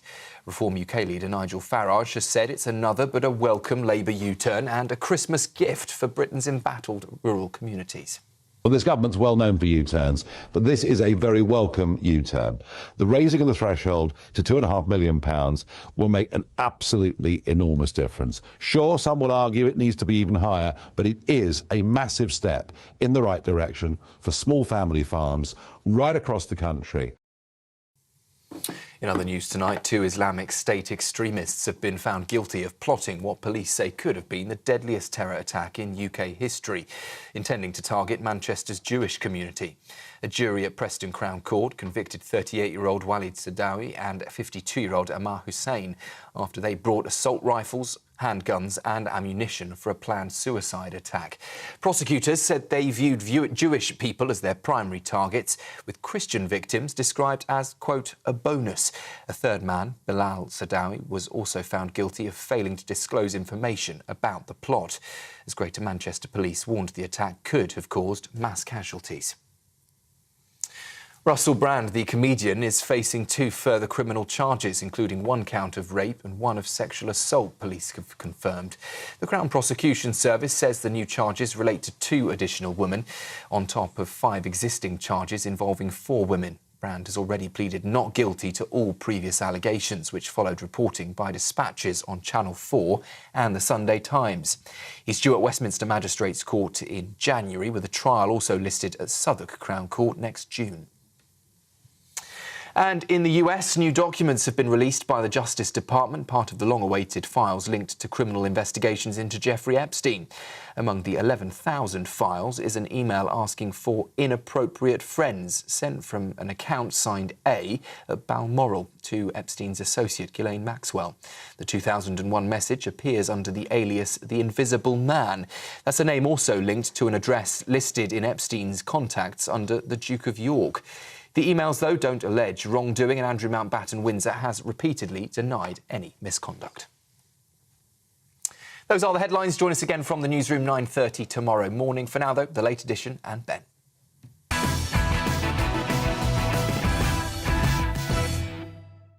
Hello, welcome to Late Edition with me, Ben Leo, just for tonight. Let's get straight to Wednesday's front pages, shall we? Starting with the Daily Telegraph. Actually, it's one story that dominates. It's Andrew Mountbatten Windsor. Find me inappropriate friends. That's according to new emails in the Epstein files, allegedly from Andrew. The Mail, Starmer's humiliating U-turn on family farm tax, and Andrew features at the top there. The Express, fight goes on to completely scrap farm raid. The Guardian, Andrew faces new pressure after Epstein files reveal girls' emails. The Eye, Andrew, fun girls and inappropriate friends. Epstein files reveal new email exchanges. The Mirror, find me some friends. The Sun, find fun girls for Andrew. And The Independent, farmers cheer as Starmer U-turns on tractor tax raid. And The Times, again, farmers win tax climb down. My panel this evening on Late Edition, the External Affairs Officer at the Free Speech Union, Connie Shaw, political commentator Jonathan Liss, and the GBNews contributor and superstar Steve N. Allen. Why are you laughing, Steve? Because by mentioning me being a superstar, it implies the lack of superstarness to everyone else, which I think was felt earlier on. I think we know I'm only here for the Ofcom, mate. I don't think... Ofcom superstar. Ofcom superstar. Right, well, you are GBNews OG, so I think you have some special superstar qualities. Right, I guess there's one story doing the rounds. The Epstein files keep coming. Steve, your thoughts? Andrew implicated again, apparently asking for inappropriate friends. Let's look at the Telegraph, shall we? Yeah, I mean, the word inappropriate is doing most of the work there, although I love the fact that the Mirror has gone with just the edited version of Find Me Some Friends, which is pathetic, isn't it? Imagine how lonely, Find Me Some Friends. But, I mean, all of this doesn't lead towards anyone thinking there's a criminal thing we know about. All the details doesn't look like it's criminal, but it's all about ick, isn't it? You can lose your job in a company if you damage the reputation of the company, and that's what this is about, isn't it? It's bringing the reputation of the royal family into disrepute. So, of course, that's what's happened. He's lost that status, and it's not even about proving whether it happened or not. It's just the reputation and the ick. So, I know earlier on you're having a bit of sympathy for him. I ain't got no sympathy. If you're sending an email, someone who's got the nickname of the Invisible Man, which actually doesn't really fit Andrew. I imagine he's pretty darn visible. I think sympathy is a bit of a strong word, but I just think what is going to come now of just continually bashing? I mean, he's lost everything, his titles. He hasn't lost everything, but you said it a few times. He's living in absolute luxury at the King's expense. Now, I'm not saying...